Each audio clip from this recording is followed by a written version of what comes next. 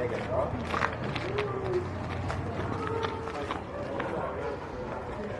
are you doing, mate? Could be worse.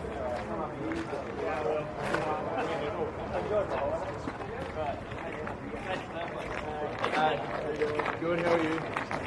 Yeah. It's hard to pay you. Good man. Hey? Oh man.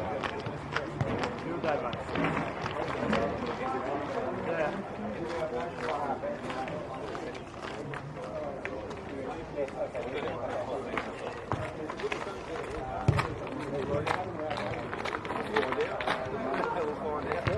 All prepped.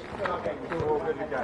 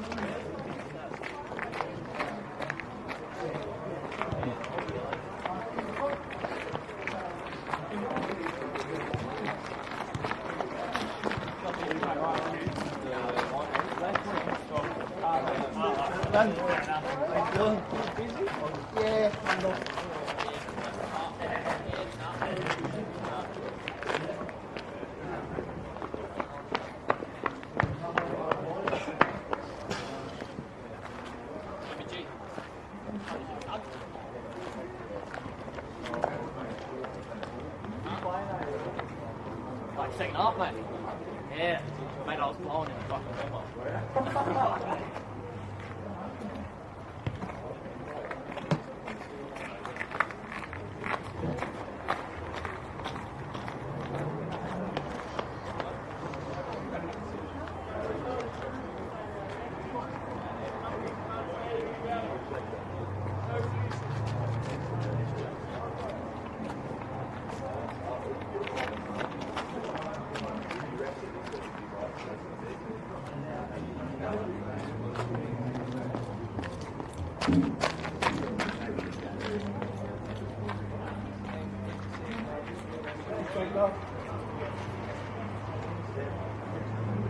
Yes, I can't put it here because the canopy's going.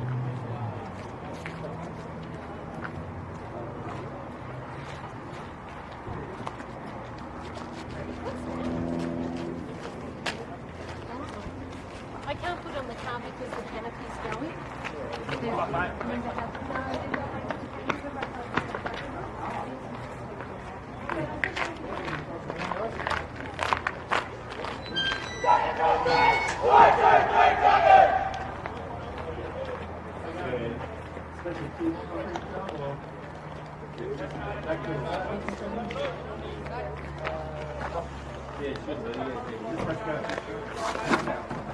Oh, you hit start, yeah.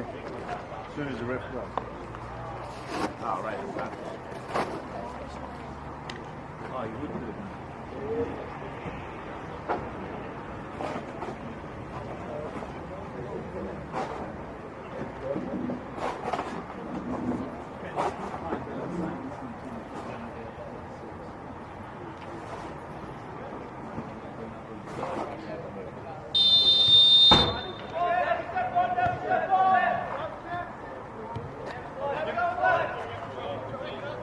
You want me to leave it upstairs? I'll bring it.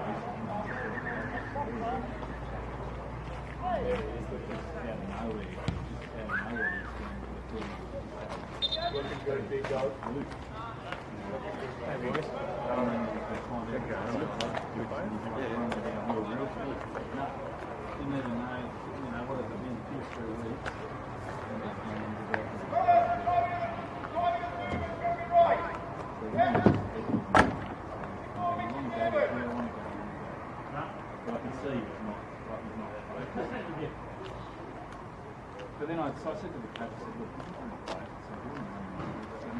So I said,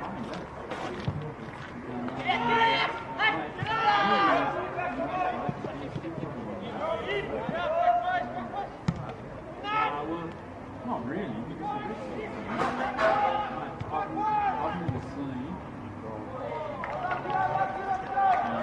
I've never seen not even in pre-season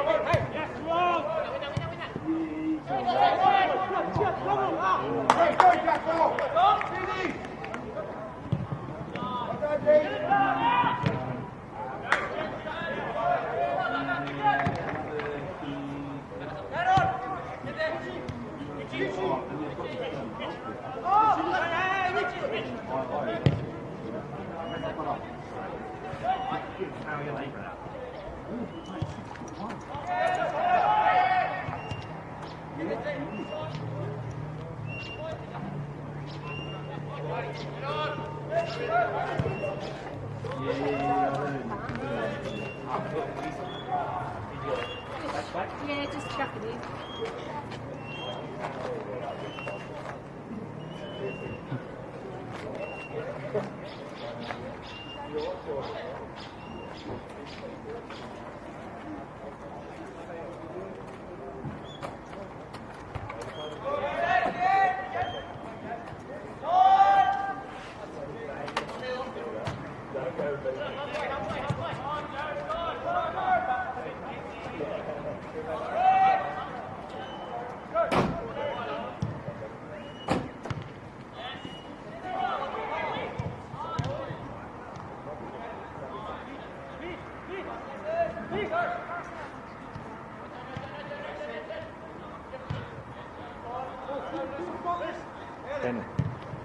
Daniel.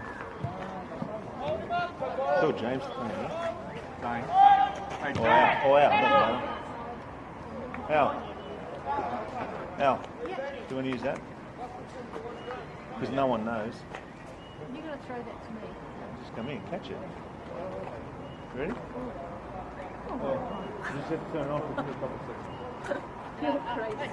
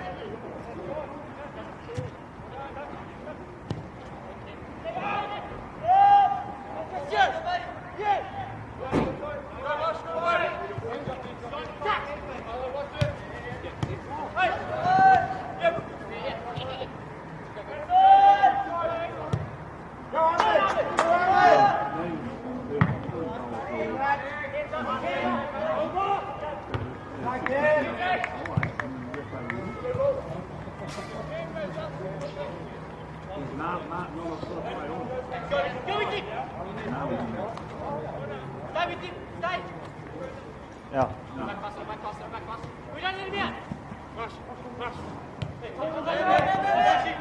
Last week, yeah. Yeah,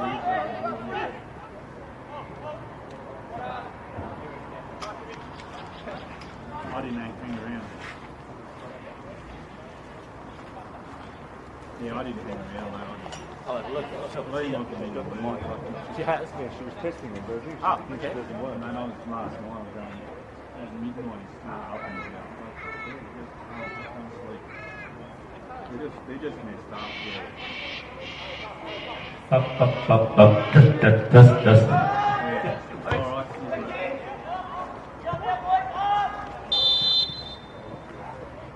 Yep. No worries. Yep. I actually done.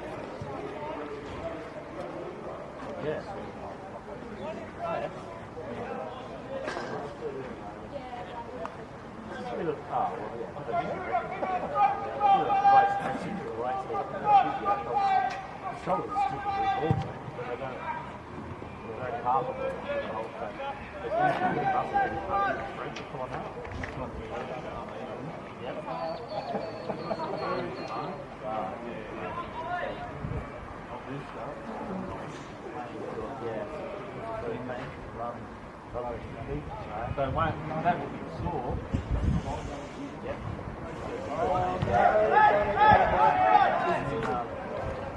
This one.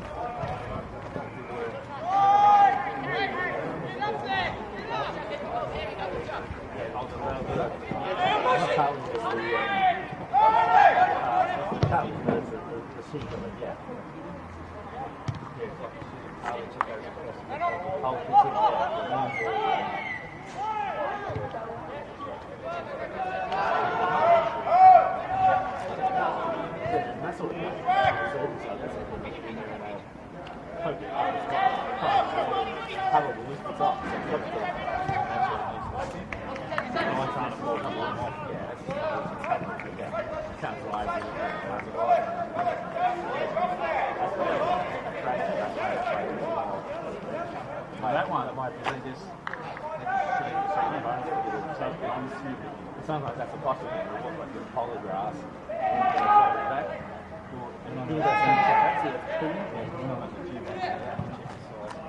Everything will go over the Yeah.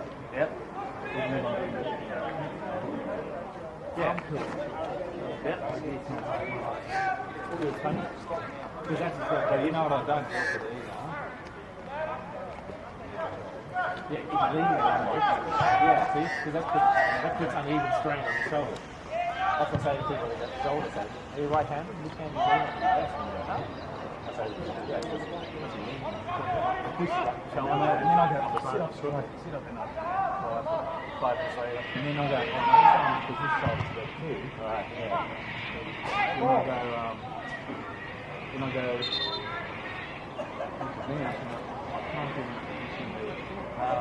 this shoulder's got too. Right? Then I go,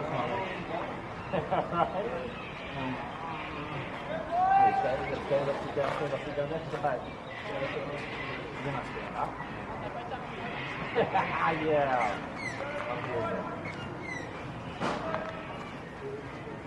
But the right sort of stretching and the right sort of isolated exercises.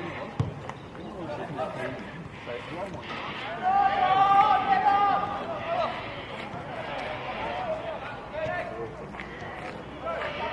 Yeah, so good.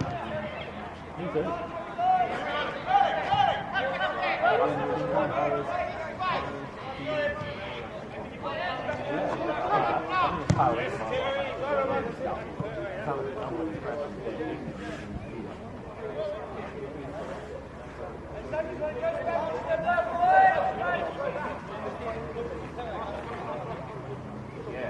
Go the line. It does. Yeah, we now. Hey, what have you here? I've got to get up. Come here. Have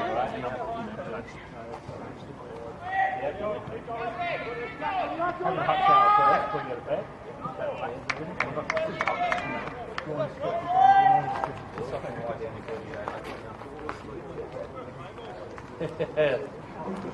Awesome to have it all.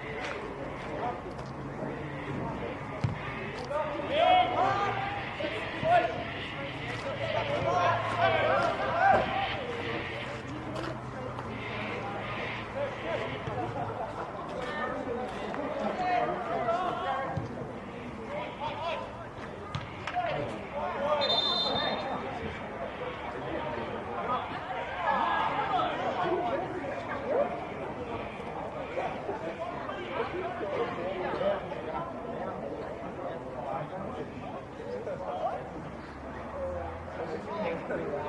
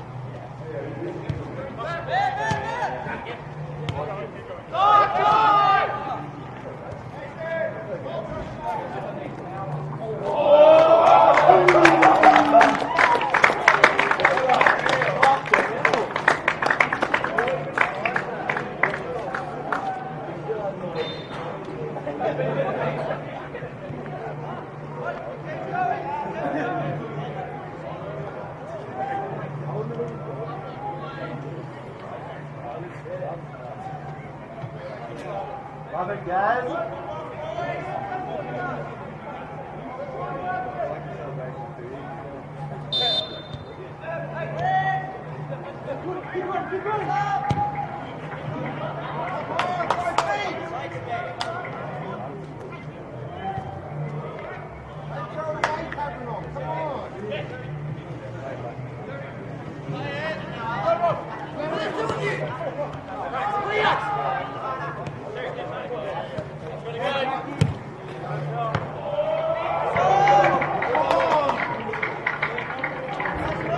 Right side!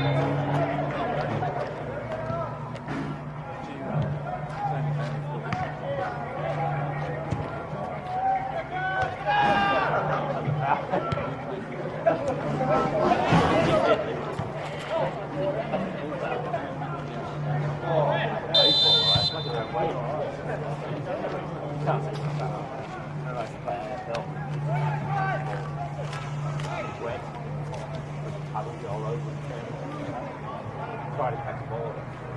Put your hands in your face, your face is sticking up. Yeah.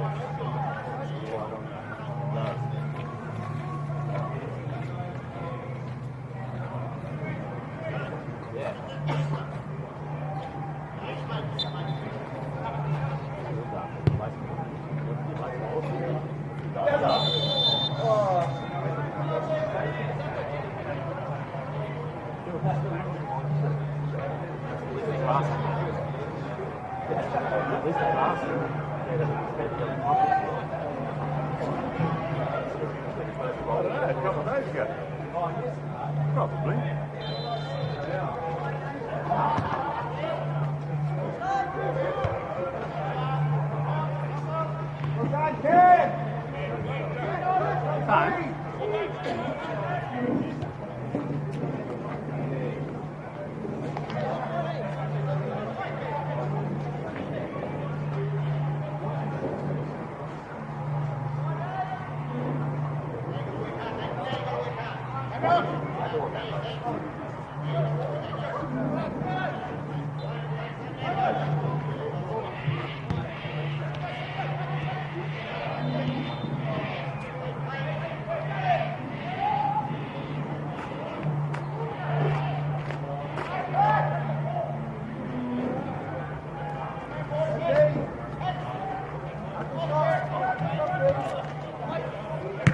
I'm pretending away.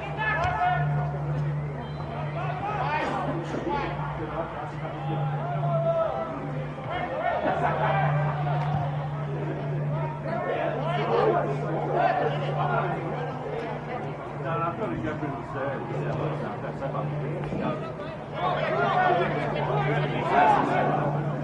I'm going to give it a few weeks to see how it looks.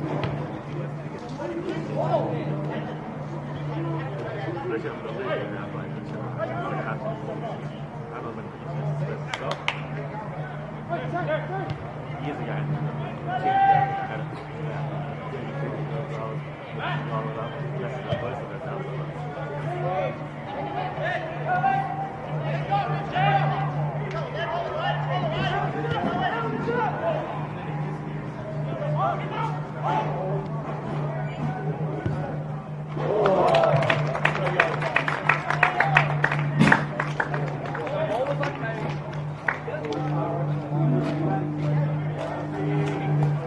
we just lose games. I hope he was already.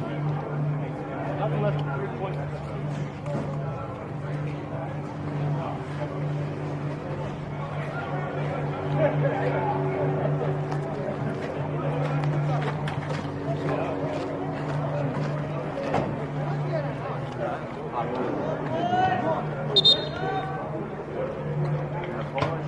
I like it.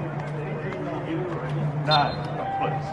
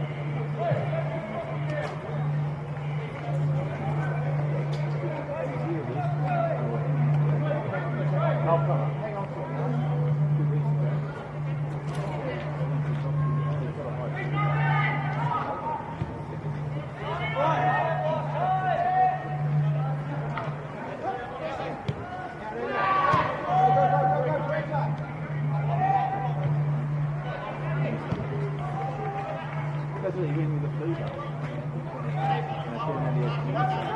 And the people start looking at that, and now they're looking at this team stuff. They're down by 3 or 4 other things. And he's going like this. But, you know what?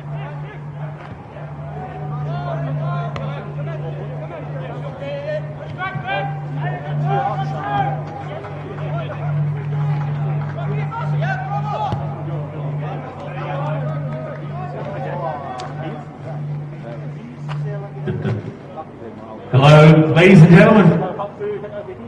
Cutting out again. Hello, hot food, over here. Anyone wants a hot dog? Kranskis, egg and bacon rolls, tea, coffee in this lovely cold weather, sausages, and even some beer. Come on down and get some food, people.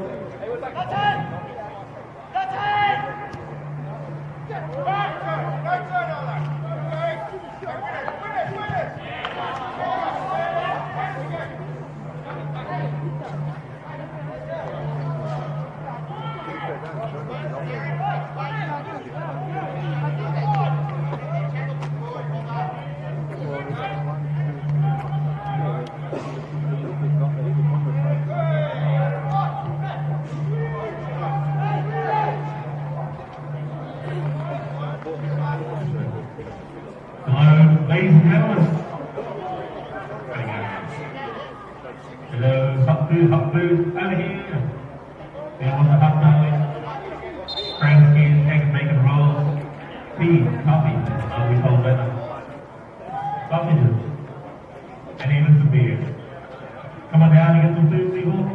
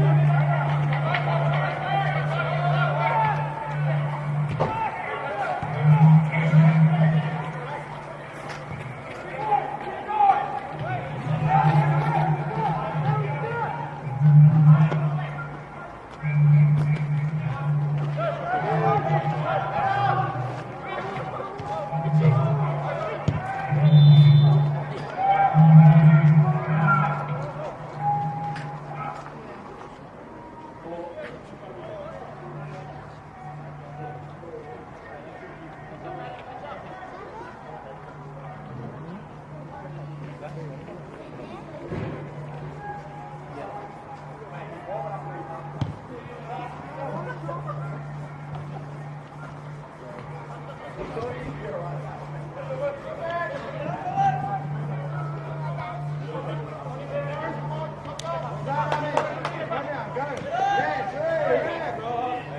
in, Robbo.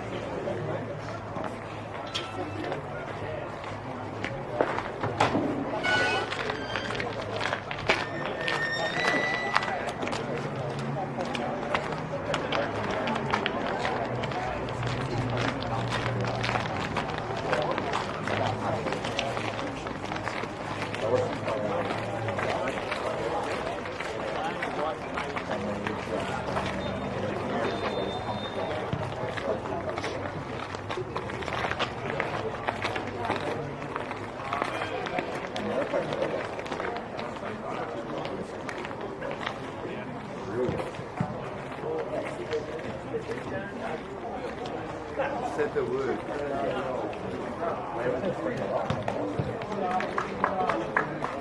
Quality's caked out there.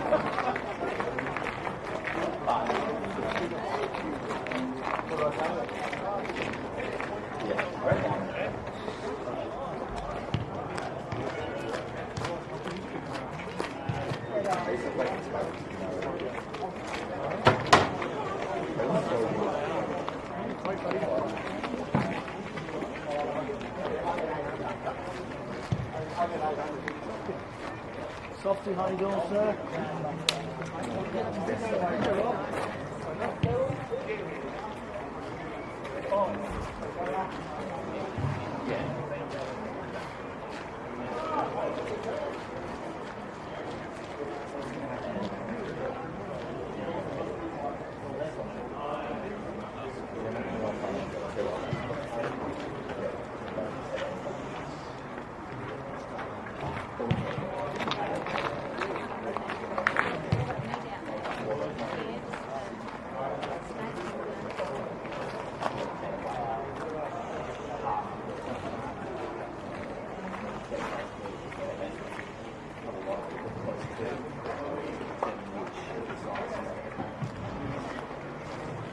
Hello, soccer fans. Is that not working? Come and get some hot food. Come and get some hot food. Kranskis, bacon rolls, tea, coffee, anything on. Sausage sandwich with toast. Yum. Coffee.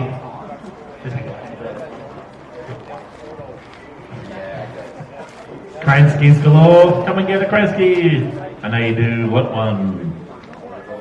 You in the hat. You are one. You over there. You are one.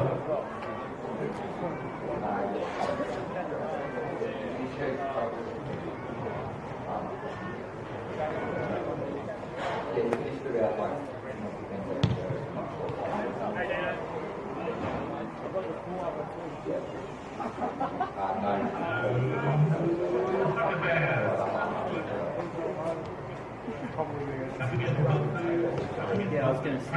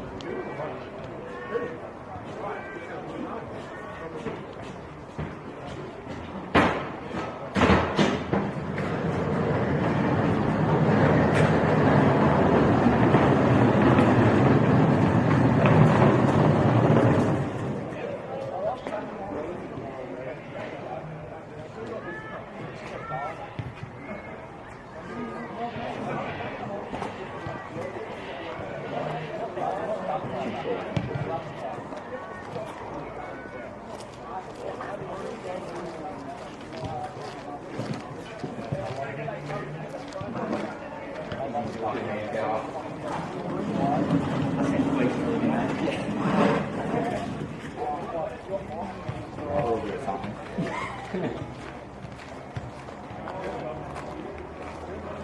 Probably go get some change.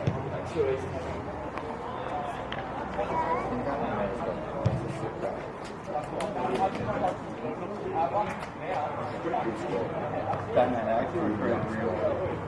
That kid is thinking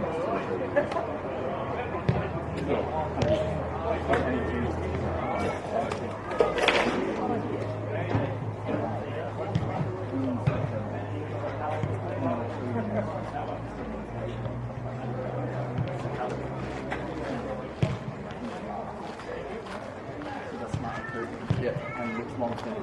Yeah.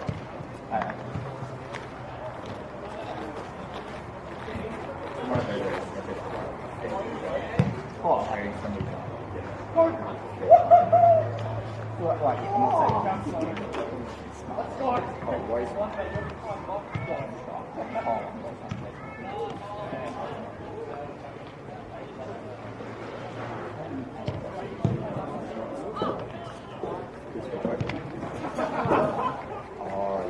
Are you the No, I'm not the commentator. The commentator is so.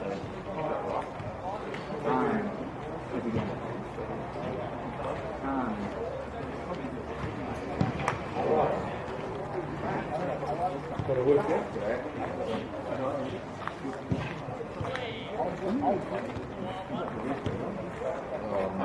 Sort of after. No, are you doing the stats? That's stats.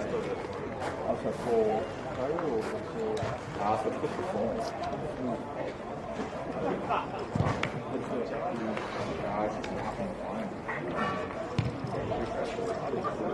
But as in, you know where it is. Yeah, so it's just, it takes a while to get used to. Once you're used to it, it's just like protocol. Yeah, just watch the game.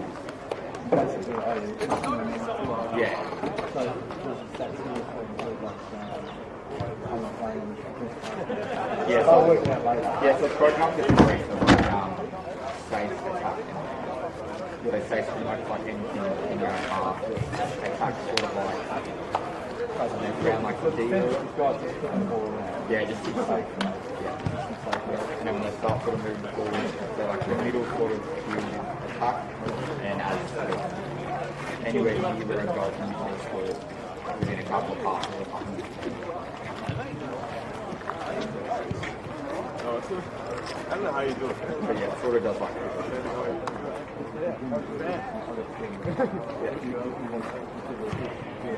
Yeah, that's fine. One week left.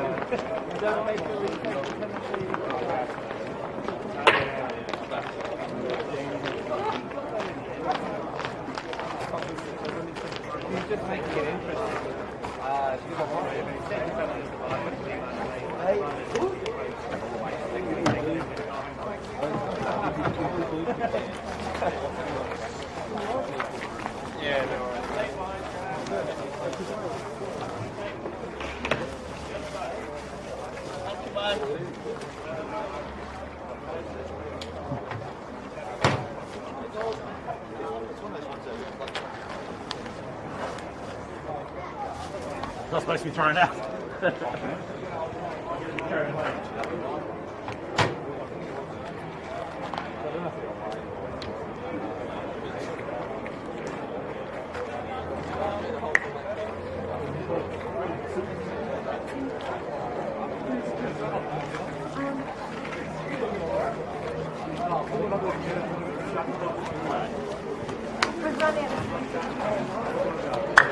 We'll do it from here so we can't stop.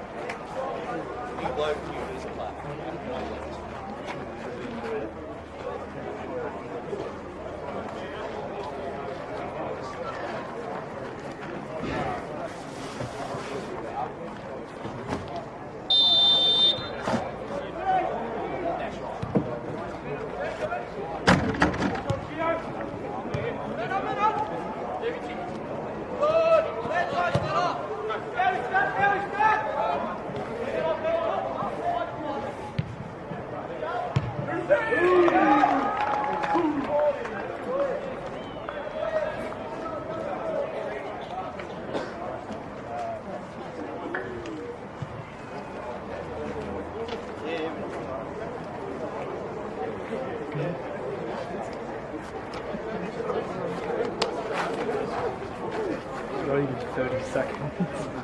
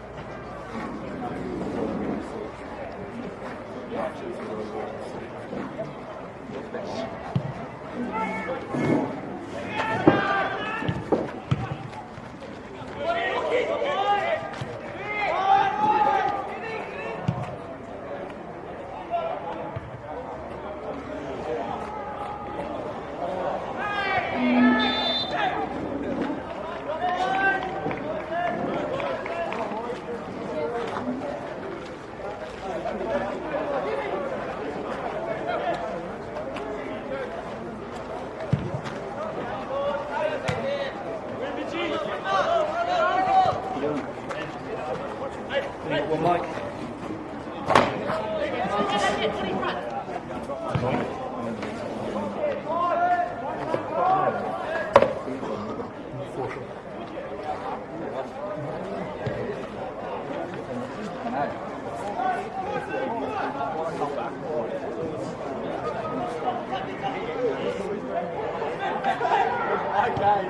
Steve. Yeah, like I said, that's my bad. He's not going to manage it. No, I know. But we won't even talk about it.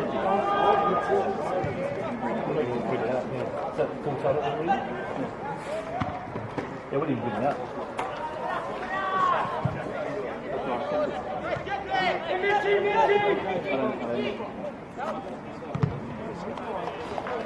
Any goals are good enough? I don't let you go. Which one?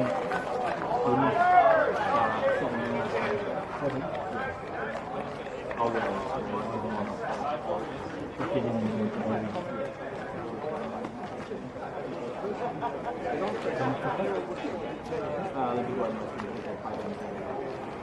Right, so that was strange.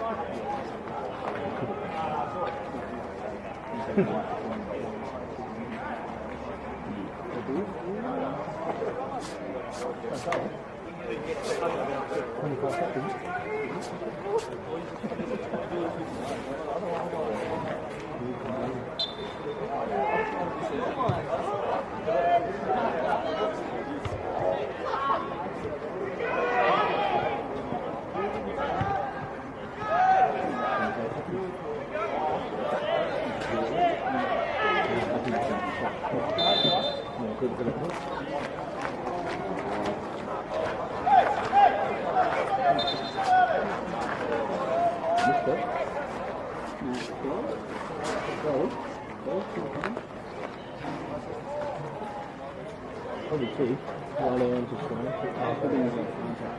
Because there's a two.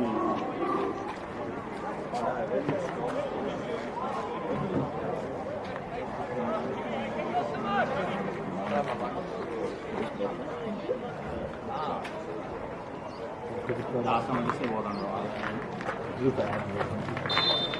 Okay, right.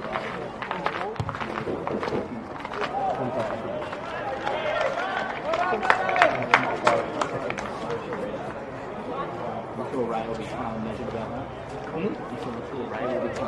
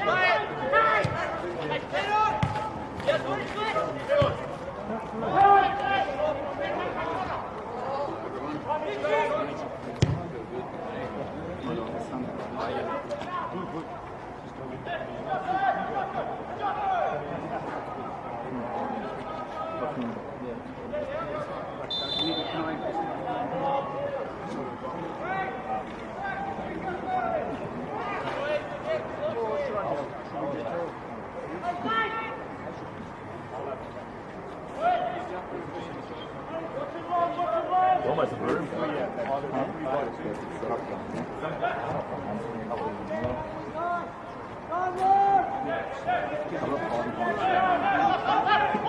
I've got Titans one 3.5 and check it. 16. Maybe I can use it.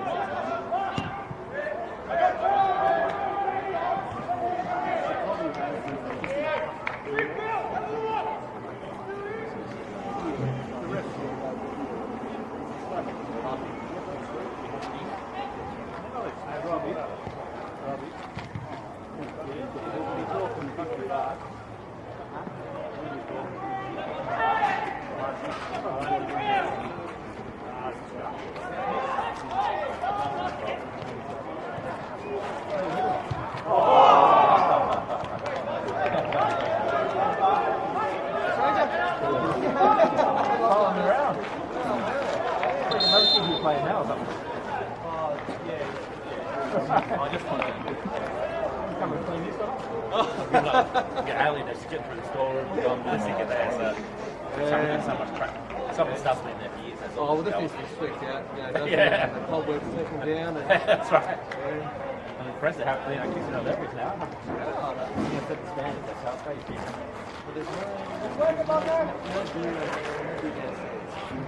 No, we have a few beers here. oh, yeah. Oh, I thought you could see all that. That's just tiny. We don't cover beers. It's basically some bigger thing that we just like. It was a charity much we sell. What's on there? No, Cans, drinks, but it's mostly, yeah. We got this dry and break or something like that. hello. Is that Rose? That's Alan, yeah. She's the other boss. Yeah, I know.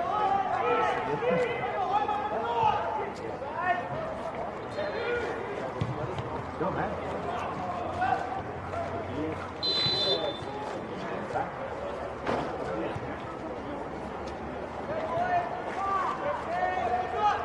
Let's go!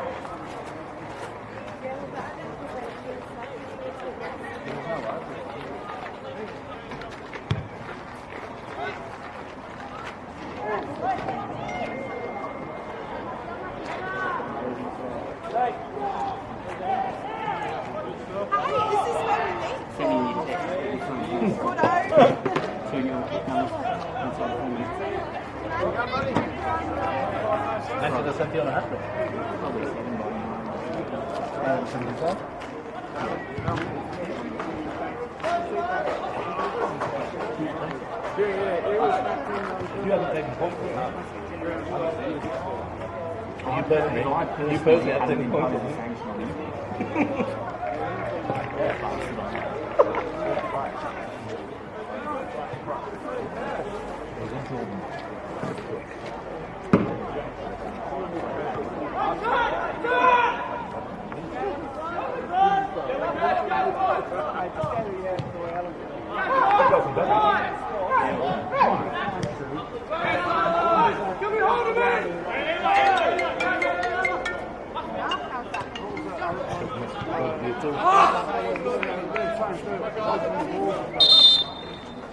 So me, what? You talking about me? There could have been someone telling you that you like stepping in and be arrested. Just only messy, don't you? Same kind of quality.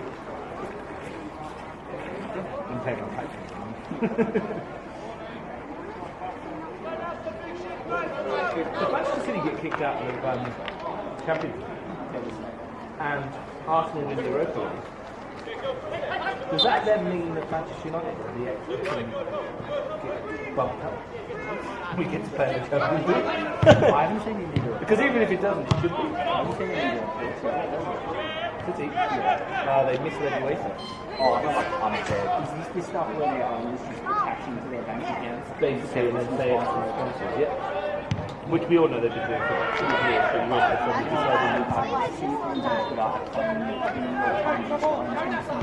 So it's actually just a lot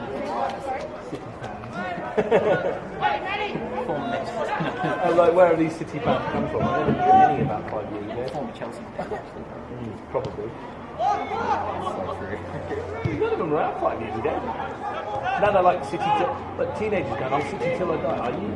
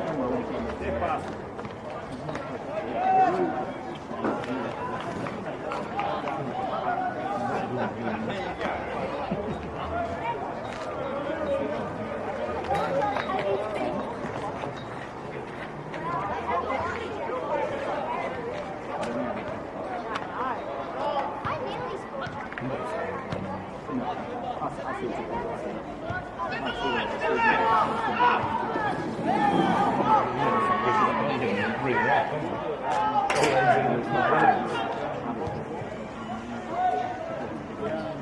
only time I mentioned that point is when we talked about someone else. That's the only time I would have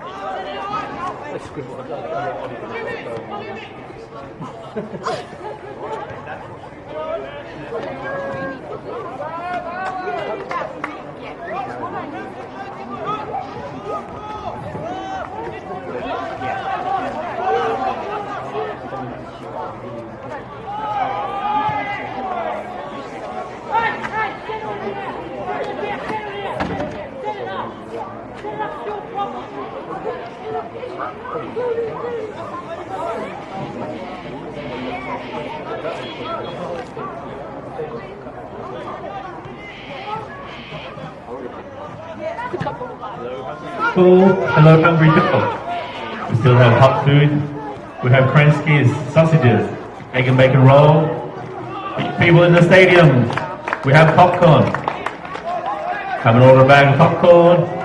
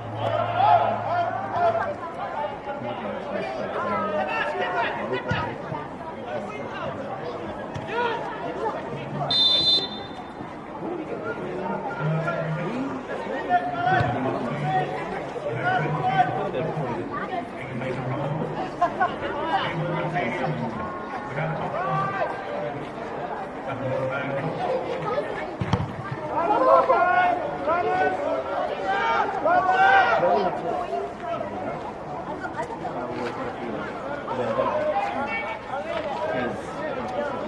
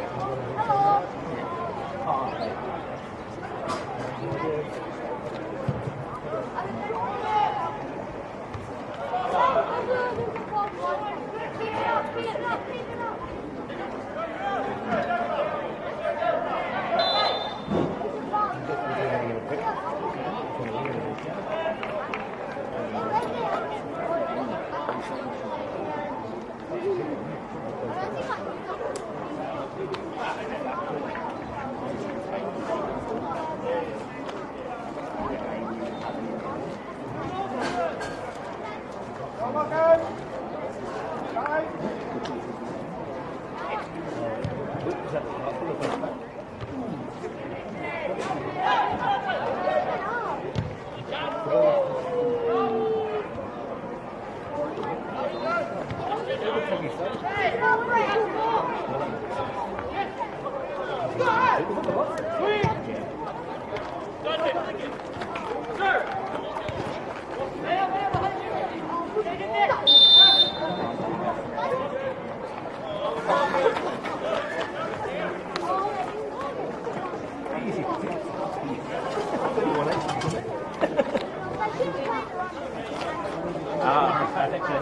it looks like it, doesn't it?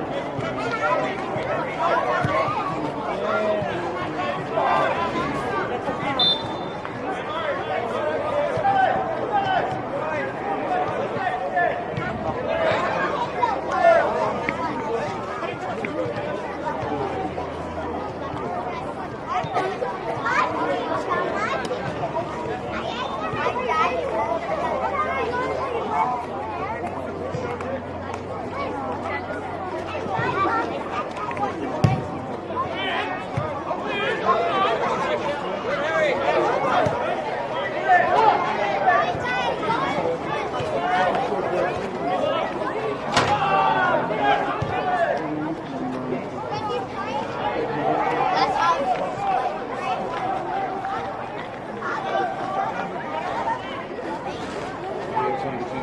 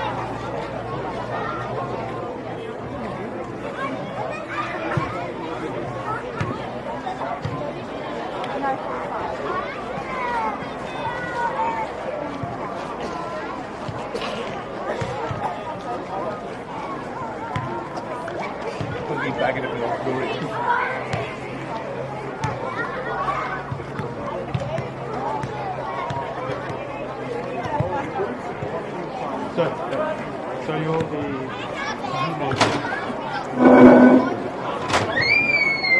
just when basically you're the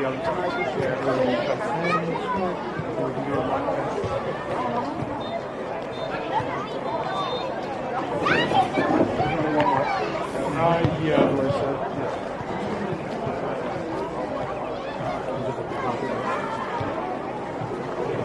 it's like everything.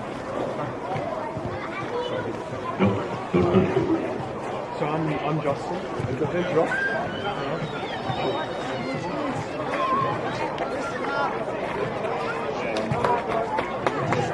Hello, ladies and gentlemen. Don't forget we have hot food downstairs here in the canteen. We have Kranskis, egg and bacon rolls, sausage on bread. We do some tea and coffee as well. Kranskis is the big one. Don't be shy, come on down.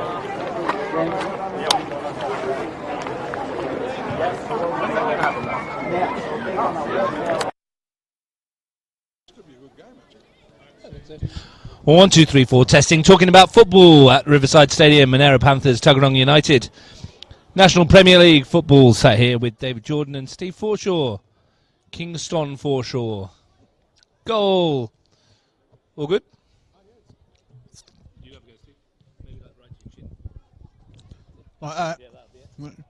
You can hear me all right? Is that okay? Good.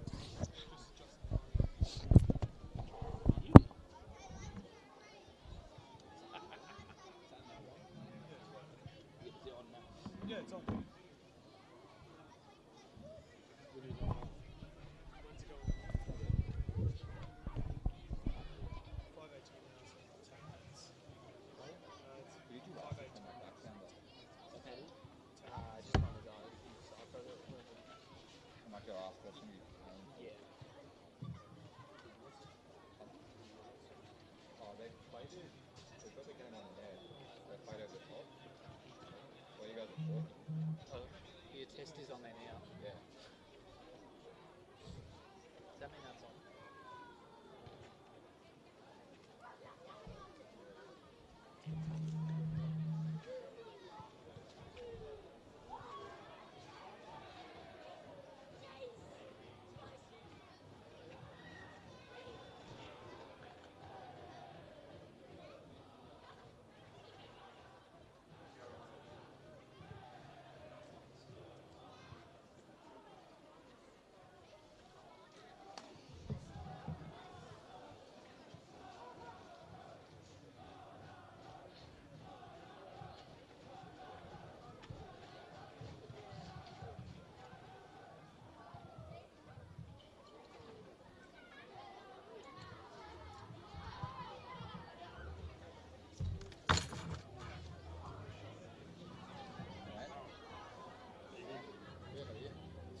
Hey, how are you, mate? Sorry. I'll give you this set in a sec because Ross is standing there for sure.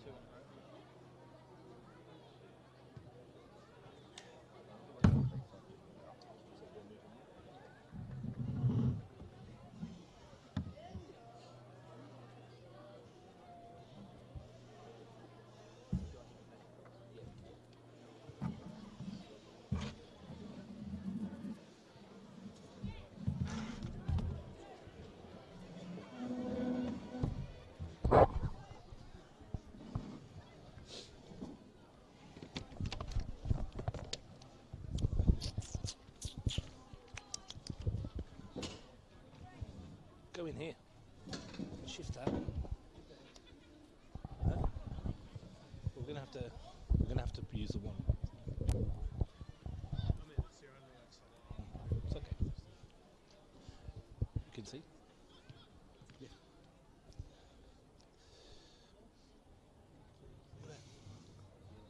Beautiful.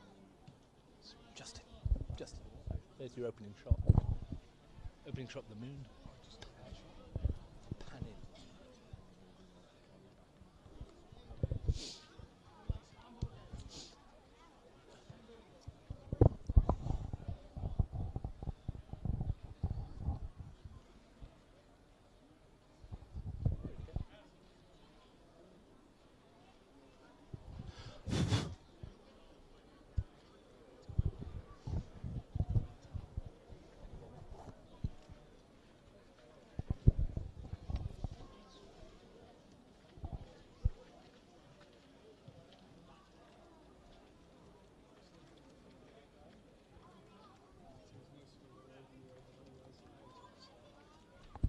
Stop.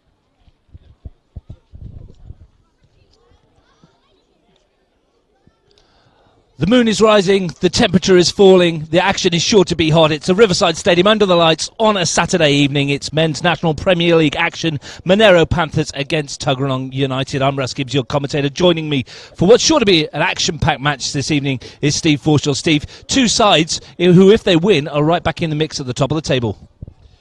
Exactly, Russ, and the two sides that at the start of the season would have been looking to cement top four spots. I know it's still early days, but both have sort of made indifferent starts, and they'll be looking to gain some momentum by getting points tonight. So we can look forward to a decent game. Canberra FC already registered 3 points this afternoon. They've beaten Riverina Rhinos by 3-0 down there in Griffith. Ryan Keir with the opener, couple from Daniel Barach, puts them on to 9 points and up into third place, just ahead of Belconnen, ahead of tomorrow's matches. Latest score from over at Melrose. We understand Riley Angelo Santi has scored a hat-trick for Gungahlin United. They lead Woden Western by 3-0. His first after 25 seconds, his second after 4 minutes, and his third on the 34th minute. So good start for the Gunners there. And in the Women's Premier League, 5 goals for Kira Bobbin as Belconnen United, for the third game in succession, scored 12, beating Wagga City by 12-0. And a couple of goals there for Lauren Keir, who doesn't get many either, but that caps a great week for Belconnen women's team, Steve. Yeah, really good result in midweek in the semi-final, getting through to the final of the women's version of the Cup, and then continuing that sort of massive result. Again, I think, yeah, as you say, 36 goals in it or something in three games. And, yeah, Lauren will be delighted to get on the score sheet. Plenty of players this evening wanting to get on the score sheet as well. We're waiting for the two teams to come out. They will be accompanied this evening by some members of the Monaro Panthers junior section, which will be nice. It's always nice to see the youngsters coming along and supporting the first grade team, Stephen. It feels like we're going to get a decent crowd. It's looking busy at the moment. It's quite a few people milling around downstairs and waiting for the teams to come out. So the kids and parents looking forward to the game as much as we are, probably. Matches to look forward to tomorrow. Canberra Olympic versus Belconnen United is the men's NPL offering on Bar TV Sports, and the women's Gungahlin United v Monaro Panthers. I'll be there at the AIS with Maddie Moore from 2 p.m. and Tuggeranong United versus Canberra FC. Just looking at the league table, Stephen, talking about these two teams as we wait for them to come out. Panthers on 6 points after 5 games. Tuggeranong with only 1 win after 4 matches, but just goes to show it's been pretty tight this season and anyone could beat anyone else. I think that's right. I think that, as I was saying earlier, they've had an indifferent start, and this is an opportunity for either one of them to actually build some momentum as we go towards the halfway mark of the season. 6 rounds in, you're looking to sort of add points to or accumulate points so that at the turn of the season you're in a good position to actually push on for a top 4 spot. Monaro, from their point of view, are looking at pushing into the top 4, and they would go to 9 points, which would put them level with Canberra FC, which from their point of view, if they could win tonight, would be a really excellent result. But Tuggeranong need the 3 points to actually just stay in touch, and with Gungahlin doing so well in the game that's being played at the moment, that would put them on 3 points, I think, after their 4 points after their -6 deficit. So Tuggeranong really need to sort of be pushing on now and trying to get points. Yeah, that -6 deduction for Gungahlin really comes into significance when you consider that they'd be on 10 and sitting in second place. So Marcel Munoz has turned that around quite well. And Steve, I want to talk a little bit before the teams come out about the FFA Cup. And how much of a distraction for Tuggeranong is it for their big semi-final coming up against the Tigers ahead of these league games, with the rewards that you know all about at the end of it as well? It'll be in the back of their minds, but I don't think it'll cause too much of a distraction. Some of the players might have an eye on next week's game and be thinking about it, but by and large, I'm sure Mitch Stevens will have them focused on what they need to do tonight. They've got some players back in the squad that have been absent either overseas or through injury, so they've got, as near as they can, a full-strength lineup. So they'll be looking to sort of capitalise on that. And so I don't really think, to answer your question quickly, that it'll be too much of a distraction at all. Well, one of the heroes of the Tuggies Cup run, which Steve Forshaw coached, is Sean Kiddie, and he's going to lead out the Tuggeranong United team this evening. You can see him in your shot there at the front, opposite the Monaro Panthers captain, David Jenkins. Both players sure to have a huge impact. Talking of impact, the under-20s game beforehand, Monaro Panthers romped to a 6-1 victory over Tuggeranong United. They played some good football in there and had a very strong side as well. And a couple of players that just missed out on the first grade selection in that Panthers under-20s, looking good. Yeah, they were grand finalists last year, the under-20s from Monaro, and lost to Belconnen at Deakin Stadium. So, you know, it was expected, certainly from Belconnen's point of view, that Monaro's under-20s would be one of the stronger contenders in the league this year, and they've sort of started well. Had a good result against Gungahlin that beat Belconnen, and you know, if they can keep up the push, then they're going to be contenders. Here come the teams. You can see them lining up in front of us. Let's take a look at the lineup, starting with the Panthers. Looks like they're going with a straightforward 4-3-3 this evening. Nathan Alferink in between the posts. The back four of Sam Rosbach and David Jenkins, Robert Kachenko and Osman Daramy. Midfield three of Adam Neo, Emilio Kishler, the former Tuggeranong midfielder, Josh Galewski, Mikey Ronaldo, Sam Smith and Nico Kaufas up front. Yeah, it's a good lineup, and I think this is David Jenkins' first game back from an absence. I don't know whether he was injured or not, but he hasn't played for a while, and he makes a big difference to the way they organise at the back. They've got a couple of ex-Tuggies players in there, haven't they, with Kaufas and Christos, is that Kishta? So a little bit of crosstown rivalry, interstate rivalry, if you like, and a little bit of tension between players that have played for both clubs. So looking forward to it. Good side, Monaro. Let's take a look at Tuggeranong United. Mitch Stevens has picked a 4-2-1-3. Jacob Wiseman in goal. His back four, Sean Kiddie, Regan Walsh, Liam Highmore and Andrew Slavic. Daniel Robertson, Goran McKeskey in the holding roles. Jamie Vienkum just in front. The front three of Eddie Coggan, Jono Chirek at centre forward and Isosa Ehegi. And they'll be delighted to have Isosa back. He's been in Japan for a few weeks having a look at the East. So his pace and his ability to actually turn defenders inside out and get into good scoring positions will be a welcome addition for the Tuggeranong side. But it's a strong side with Highmore and Walsh playing in the middle of the back four and Kiddie on the right-hand side. It's a decent side. So we can look forward to a game that will create chances. There might be goals, but it'll be a battle.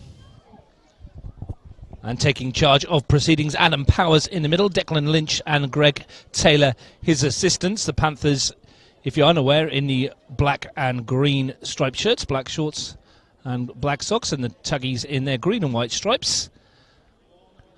Sufficient difference between the two shirts to enable us to see both sides in their home kits. And a point to prove, perhaps, for some of these Monaro players in particular, as you mentioned, Kaufas and Kishta, who perhaps didn't have the best of times at Tuggeranong. No, they've got a point to prove, haven't they? But just before we sort of start, I'd just like to mention the fact that this playing surface, compared to what the Riverside used to be, is absolutely fantastic. I mean, these teams will be looking forward to getting the ball down on the floor and playing on this, and that's not something you could have said last year about this particular pitch. But the improvements they've made are first class. Well, it's Tuggeranong who are going to get us underway. Jono Chirek in the unfamiliar position of centre forward, but he has done well there this season, scored a couple of goals so far. 2 in his last 2, in fact. Scored against Canberra Olympic and scored in the Cup quarter-final against Woden Western. And he'll get us underway. Tuggeranong attacking the McDonald's end, as we like to call it here. And we should be in for what is an enjoyable evening of Premier League football under the lights. It always seems to be a fantastic occasion. And Tuggeranong, as I mentioned, tacking the goal to our right-hand side. Early touch for Ehegi.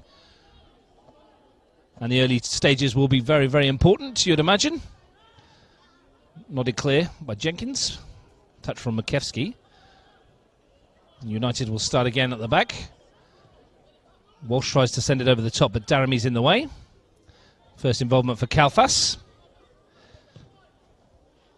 Switches it across field, looking for Ronaldo.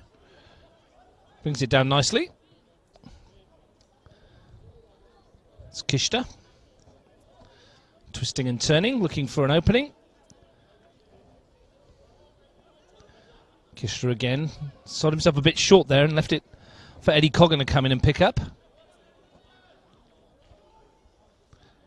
And there's a chance for Ehegi perhaps to stretch his legs early on. Coggan. Chirek tried to switch, but it was blocked off. Fast and frantic in the opening minutes, Steve. Encouraging start from both teams. They've actually looked reasonably composed on the ball in the short period of time that we've had so far. Interestingly, with Chirek playing up front, the pace is really on the outside of him with Coggan and Ehegi. So I should imagine that they'll be looking to exploit that and get in behind the fullbacks from a Tuggeranong perspective. Speaking of getting in behind the fullbacks, the Panthers were the first opportunity of the match. Easily cut out in the middle though by Walsh. Wasn't the best of crosses.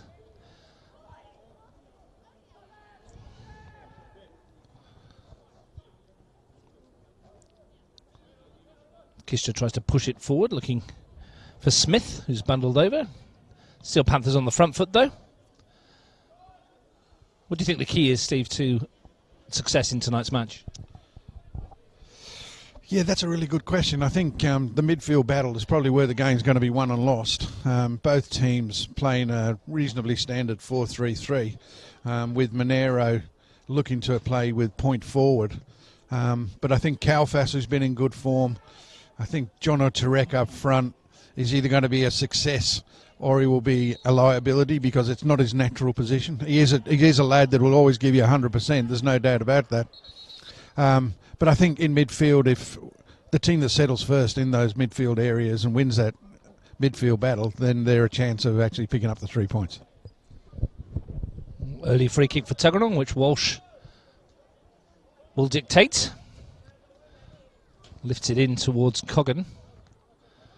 Daramy snapping at him straight away, but Coggan turns. Tries to get the ball in, and decent cutback too. Kishta needs to be careful here in his own penalty area, and the Panthers do well to get rid of it. And Kalfas does well to roll the challenge of Kitty. Here's Daramy. Coggan back to get a foot in.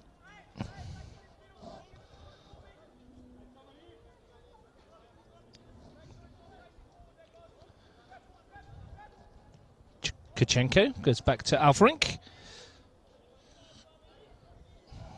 Robert Kachenko, who we saw play in the Federation Cup earlier in the year, played as a fullback in a central defensive role this evening so far. And they've lost out here, and here's a real opportunity for Tuggeranong. Straight away, the strike comes in. It was Jamie Vienkum who hit it. Had more time than perhaps he thought, Steve. Yeah, I think a little bit more composure. He could have taken that on another 5 or 6 metres and he would have been in a better position to finish. But sloppy coming out of the back four from Monaro, and Tuggeranong are good enough in the front third that they take advantage of things like that. They don't want to be making those mistakes too often. I just robbed Kishta of the ball fairly easily. But fortunately for Panthers, nothing doing. Here's Daramy. Steps past one, and Tuggeranong swarming around him very quickly. Kachenko happy to go back to his keeper to start again. I think Nathan Alferink will be happy that he didn't have to make a save from that opportunity.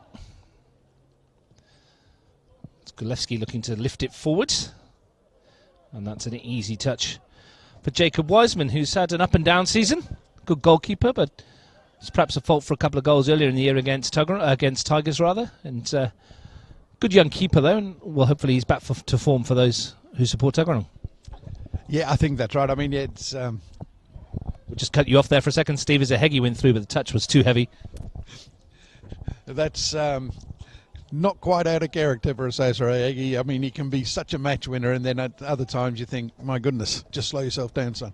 But Wiseman, you don't know how your confidence is going to be affected when you make a couple of basic errors. And, of course, as a keeper, generally means it's a goal that you've conceded. But he's bounced back really well, and Tuggeranong will be pleased to have him brimful of confidence and doing really well.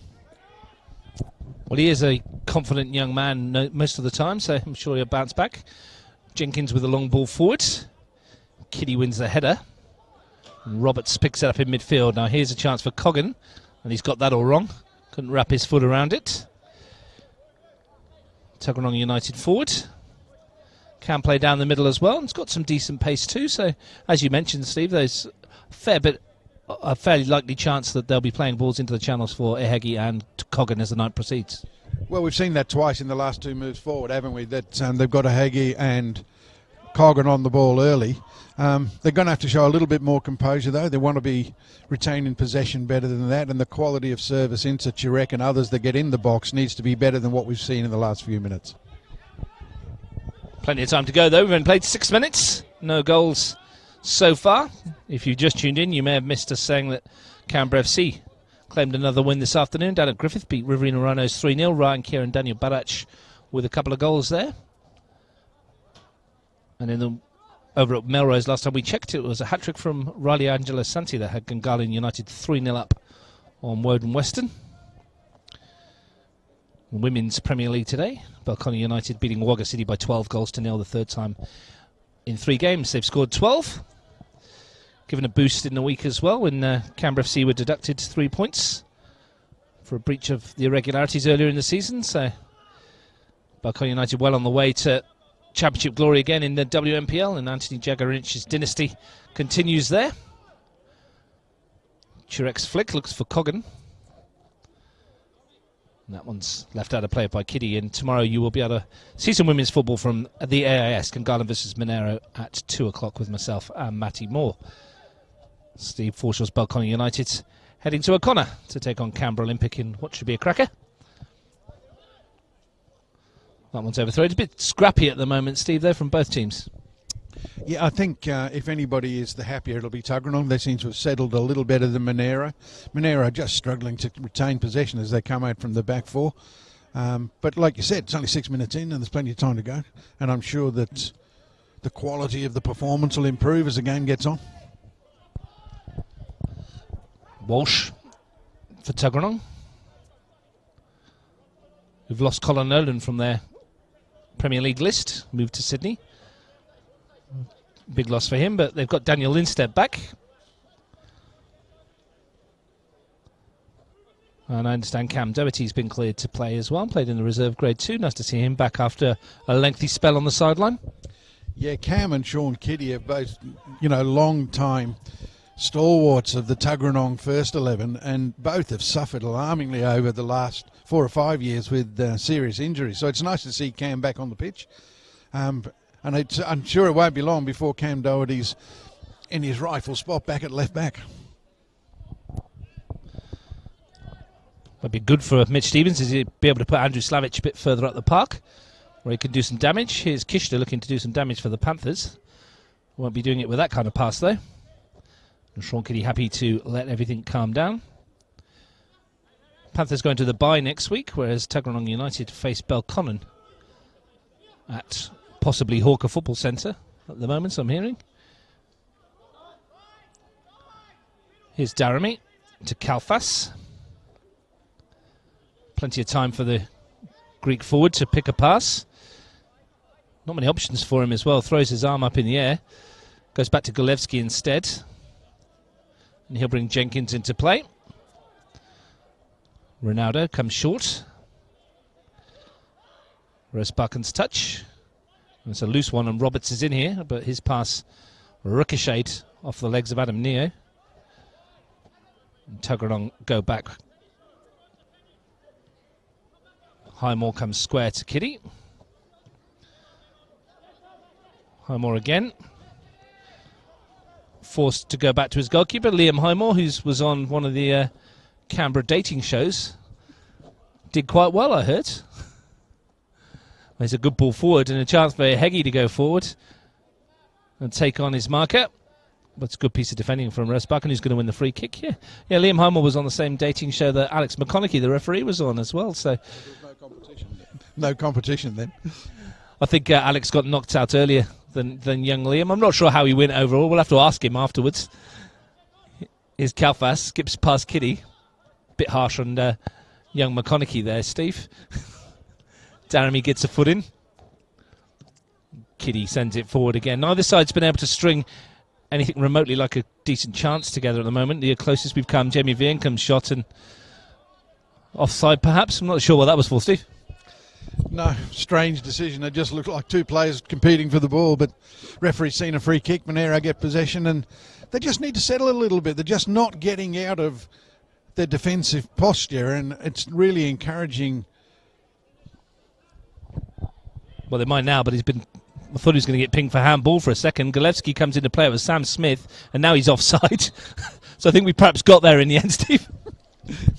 Yeah, there was nearly an RSI injury on the far side with the linesman then flagging up and down. But more promising from Monaro in that particular move forward. But they're encouraging Tuggeranong to come forward and put pressure on them because they're turning over possession so cheaply.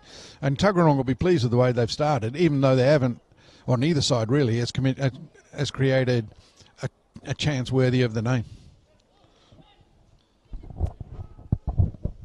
Roberts picks it up in midfield. Looks for Chirek. Got the toe on it.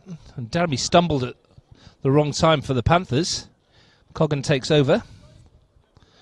Chirek. That should be easily enough and picked off by Kachenko. But here comes Tuggeranong forward with Slavic, and he tries his luck from range, and decent effort from Andrew Slavic. Caught hold of it nicely. Yeah, shot on target. First one for the night. Goalkeeper expected to save it and took it quite comfortably. But once again, Tuggeranong showing the initiative and looking the better of the two sides in the early stages of the match. Didn't really trouble Nathan Alfred unduly, that one. I'm sure he'll have bigger tests before the night's done. Here's a Heggie. Oh, just goes past his marker fairly simply, and this could possibly be a card for the fullback Sam Rosbakken. Nice easy decision, that one. Yep, no problems there at all. That was one. I'll take one for the team, I think, because the Heggie was away and looking dangerous, but Rosbakken did what he had to do, and we go to a free kick. Regan Walsh rather wants the ball, and Eddie Coggan's jogging it over to him. Chirek's an obvious target, probably the tallest of the Tuggeranong forwards. Regan Walsh has waved away Eddie Coggan. Said he's got this one under control. Heggie on the penalty spot. Vienkam's hanging around in there too. Roberts is also in there. Chirek's peeled off to the far post. Looks like Jenkins has got hold of him. What can Walsh do with the delivery? Goes for goal himself in the end, and probably not the right option. And if he could take that back, I'm sure he'll try something a little bit different. Yeah, look, I didn't think it was a bad option. The execution was poor. I thought, getting the ball into an area in between the defensive line and the goalkeeper was probably the best place to put it, but he's way overhit that. But, it's an attempt on goal, and we've only seen one or two. Still nothing to trouble either goalkeeper. Still no goals. Coming up to 14 minutes gone, live on Bar TV Sports, the home of grassroots football in Australia. Monaro Panthers and Tuggeranong United from the Riverside Stadium. Looking beautiful under the lights. Rosbakken couldn't keep that in. There'll be a Tuggeranong throw right on halfway. Heggie. Slavic's touch. Runs into Kishta. Golevsky slides it forward. Now Ronaldo, we know we've got a fair bit of pace. He's got Smith coming back towards the edge of the penalty area. He's found Sam Smith, who shoots a goal, and Wiseman was left scrambling. Sam Smith believes he's got a touch. The linesman says he did as well. It should be a corner, and the referee has overruled his own linesman. Looked like Wiseman got a piece of that. It looked like there was a touch on it, but that's much, much better from Monaro. Great ball in, well weighted, got Ronaldo in behind the fullback. His ball into Smith's a good ball, good first touch, and he's got a strike away, and they're perhaps a little bit unlucky not to get the corner, but that will give them some encouragement. Yeah, look, from our vantage points that Wiseman may have got a hand on it. Either way, brightest that Monaro have looked so far. Vincom challenging with Daramy. Former Tigers man comes away with the ball, then gives it to another former Tigers man in the shape of Daniel Roberts. Golewski steals it back though. Here's Adam Neo. Ronaldo's touch. Slip from Worthbarkham, but he recovers the situation. And that's the quality that Jenkins brings to the team. Here's Smith. Just a calming presence, isn't he, David Jenkins? Must be great to have him back. Very, very important part of the Monaro setup. His experience, his composure, his ability to actually play from the back, the fact that he's a really good defender makes a big difference to this team when he's playing. Coggan lets it run. Cross comes Kachenko. And safety first from the defender. Kalfas did his best to keep it in. Kitty goes long. And there's Kachenko again. Golewski. Kishta. Works it out nicely towards Smith, who's taken up a position out wide. Ronaldo through the middle, but Walsh had read the intention.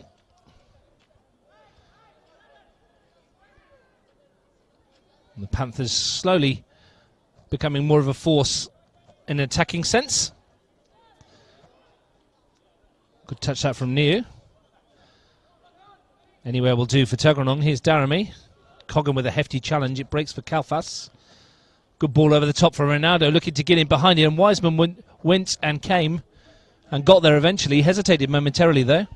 Yeah, he looked like he wasn't going to come at all then, and I thought, it looked 70-30. It had to be his ball, so he was really slow off his line, but in the end of the day, no harm done. Just get the feeling that the tackles are starting to get a little bit tastier. Don't mind a tackle or two up here.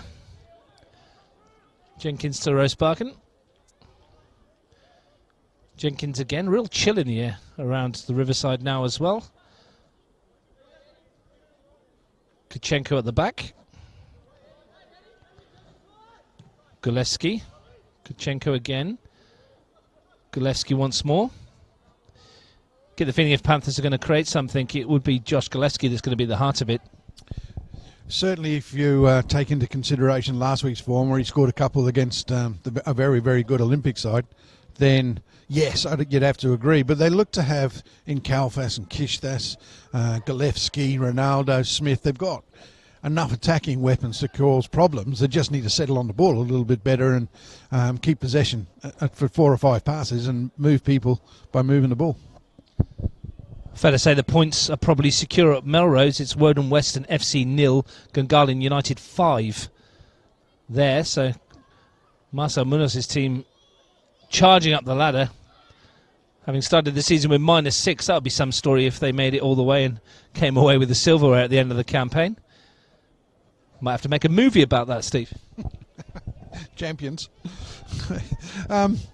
Look, they're too good a team to finish outside the top 4. We played them last week and they were very, very good. They had some really good chances against us, and they missed a penalty that probably would have won them the game had they scored it. We did pretty well against them, but I rate them very highly. I think they're going to be there or thereabouts when the final knockings of this season are done. A magnificent save from Sam Whittier from the penalty spot, donning the goalkeeper's jersey when Finn Durack was sent to the bin for 10 minutes. At least you know you've got a sub-goalkeeper if you need one. I wonder if he preferred saving the penalty to scoring a goal. I'll have to ask him next time we see him. Kalfas, heavy challenge out from Kitty. Kalfas gets the decision. No real urgency amongst those in the black and green shirts to get forward. Neo turns. Resbarken. Ronaldo back to Jenkins. Jimmy Canarides' team happy to keep the ball, Steve, and happy to take their time. Patience a virtue. I think it's the way forward for them. They just need to string a few passes together. At the moment, Tuggeranong's midfield is winning the battle in there, and I think that's, as I said, the key to this game. And now whether they can keep that up for 90 minutes, because they're working extremely hard to mark and get people tight in and around the creative players from Monaro. So if Monaro can get the ball down on the floor and keep it for long periods of time and move Tuggeranong around, I think they can get some joy. 20 minutes gone, no score in the MPL here.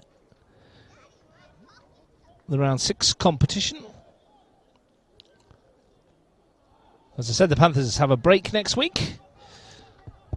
And their forthcoming fixtures after that, they're on the road to Belconnen in round 8, Woden Western here in round 9, and Riverina in round 10 as well. So there'll be some fixtures they'll look at and think they can pick up some points and start climbing up the table themselves. Tuggeranong very similar schedule. Belconnen at home, then Woden Western away, and Riverina at home. So both sides will look at this game as a real opportunity to take points and get themselves back into the competition. Good tackle that from Highmore. Looks like they follow each other on the fixture list, Steve. Yeah, it emphasises, it doesn't just how important this game is, because you can look to the next 3 or 4 games and say, well, we can pick up points there. But this is a platform that they need to build from. Lovely turn here for Smith. Gets a shot away, deflects off the crossbar. Wiseman was beaten all ends up. Fantastic strike from the forward. It took a deflection as well, I think, and it beat Wiseman, crashed down off the underside of the bar. Panthers so close to going ahead. Yeah, and Sam Smith found himself in quite a lot of space. His turn was good, his touch was good, his shot did take a deflection that took it past Wiseman, and the goalkeeper's friend came to his rescue, and eventually Tuggeranong were able to clear. Best move of the match so far. And that deflection probably helped Wiseman. Would have been forced into making a save had it not taken a deflection. Closest we've come. Maybe that will buoy the spirits of the Panthers. Lovely touch from Kalfas to find Daramy. Wants it back the forward, and looks like he's in the mood at the moment. And when Nikos Kalfas is in the mood, he's a different kind of footballer. Here's Daramy. Kishta, nice turn to get away from Roberts. Golevsky thought about lining one up, and in the end tried to force it through to Ronaldo, who was offside in the end. But Kalfas looks like he's in the right mood this evening. Yeah, and they need him to be in the right mood. They need him to be playing well. And he's been quiet for the first 15 minutes, but the more he gets into the game, the better off Monaro are going to be. Showing the touches of skill that we know he has. Just needs to find a football club where he can settle down. Had spell with Tuggeranong, spell with Canberra FC, spell with the Tigers, and didn't really settle into any of those teams, but he seems to be settling in here in Queanbeyan. One of those footballers that needs an arm around him, I think, Stephen, to let people to know how much he's valued. Well, it's certainly, from what I've seen of him over the last 2 or 3 seasons, he looks like he can play a bit. So any club that has him needs to find the secret to him to make him keep playing well, get some a level of consistency. I think more than anything else, that's what's let him down in the past at the clubs that he's been to, that he's been brilliant one week and then struggled for the next 1 or 2. Here he is tracking back and tackling Roberts. Kuchenko's pass is picked off. That was McKeskey, and his ball forward wasn't great either. And here come the Panthers. Highmore under pressure from Golevsky. Goes back to Wiseman. When he's giving it away to Ronaldo. Huge mistake here. What an opportunity for Smith, but he's spurned this one as well. It's over the crossbar. Great chance that, and the most relieved man at Riverside Stadium is Jacob Wiseman. Yeah, horrendous mistake from the keeper, and that's the sort of thing that we were talking about earlier on that can really affect the confidence of a keeper. Sam Smith finds himself in another good position but fails to hit the target. And one of the big complaints with Sam Smith is that he gets a lot of chances, but he doesn't finish enough of them. He started well today. His touch has been good. His movement's been good. But the finishing leaves a bit to be desired. Maybe slightly surprised that Michael Ronaldo didn't fancy a pop himself from there. Sure it won't be the last chance the two get before the evening's out and the game coming to life. Highmore. Looking for, I think that was for Ehegi, but it may work for Vienkum in the end. It's a crossfield ball, I think, was supposed to go down Ehegi's channel. Almost turned into a good ball for the advancing Jamie Vienkum. Kalfas kills it nicely and finds Gillespie in a bit of space here. Josh Gillespie, and he's got Ronaldo outside him, and a chance here for the Panthers. Ronaldo bearing in a goal, chance on the far post, and Smith pounces for the Panthers. It's the home side who break the deadlock. A slick movement between the three of them up front, and Sam Smith, who we were just saying needs to score more goals, does exactly that. Panthers 1, Tuggeranong 0. Yeah, an excellent goal. It's well constructed, good passing through the midfield, and then Michael Ronaldo finds himself in a lot of space. Gillespie, nice and composed, picks him out nicely, and then Sammy Smith makes that run into the back post, and it's an easy tap-in. But Tuggeranong have just got to come to grips with the fact that the midfield had worked so hard in that first 20 minutes, and they just got caught short then with Goran Yukevski caught the wrong side of Gillespie, and then they were exposing the back four too easily. Work to do for Mitch Stevens' side. It's the Panthers who lead. Kishta's touch. Full of confidence after their 3-1 win over Olympic last week, and why wouldn't you be? Showing what they're made of, this young football side from Queanbeyan. Here's Kalfas. Ronaldo's come to this left-hand side, and he's been asked to chase after this, and Kitty gets across to deny him and does well defensively. Different kind of task now for Tuggeranong United, having to chase the game. Yeah, and they've got the capacity to come back. They've certainly got the strike power to actually create chances, but they're actually going very direct from back four to front three. And unless you really, really get those balls right, then Monaro are going to mop it up through the good offices of Kachenko and Jenkins. So maybe just get the ball on the floor and play through midfield a little bit, where they have the players that can actually play. Kishta ping for the foul in midfield. And Wiseman looks for Ehegi again. It's not working, that crossfield ball, just at the moment. There's Smith, the goal scorer. Mukevski. Third goal of the season, that for Sam Smith. He'll be hoping to get plenty more before the season's done. And Ronaldo's gone slightly too early. The flag should go up here against the diminutive forwards. But it comes off a defender, and I thought the rule had changed, that once you've made a deliberate play at it, you actually play them onside. It's confusing enough as it is, Steve. He looked a couple of yards offside when the ball was initially played, so no one seems to know. We just get on with it.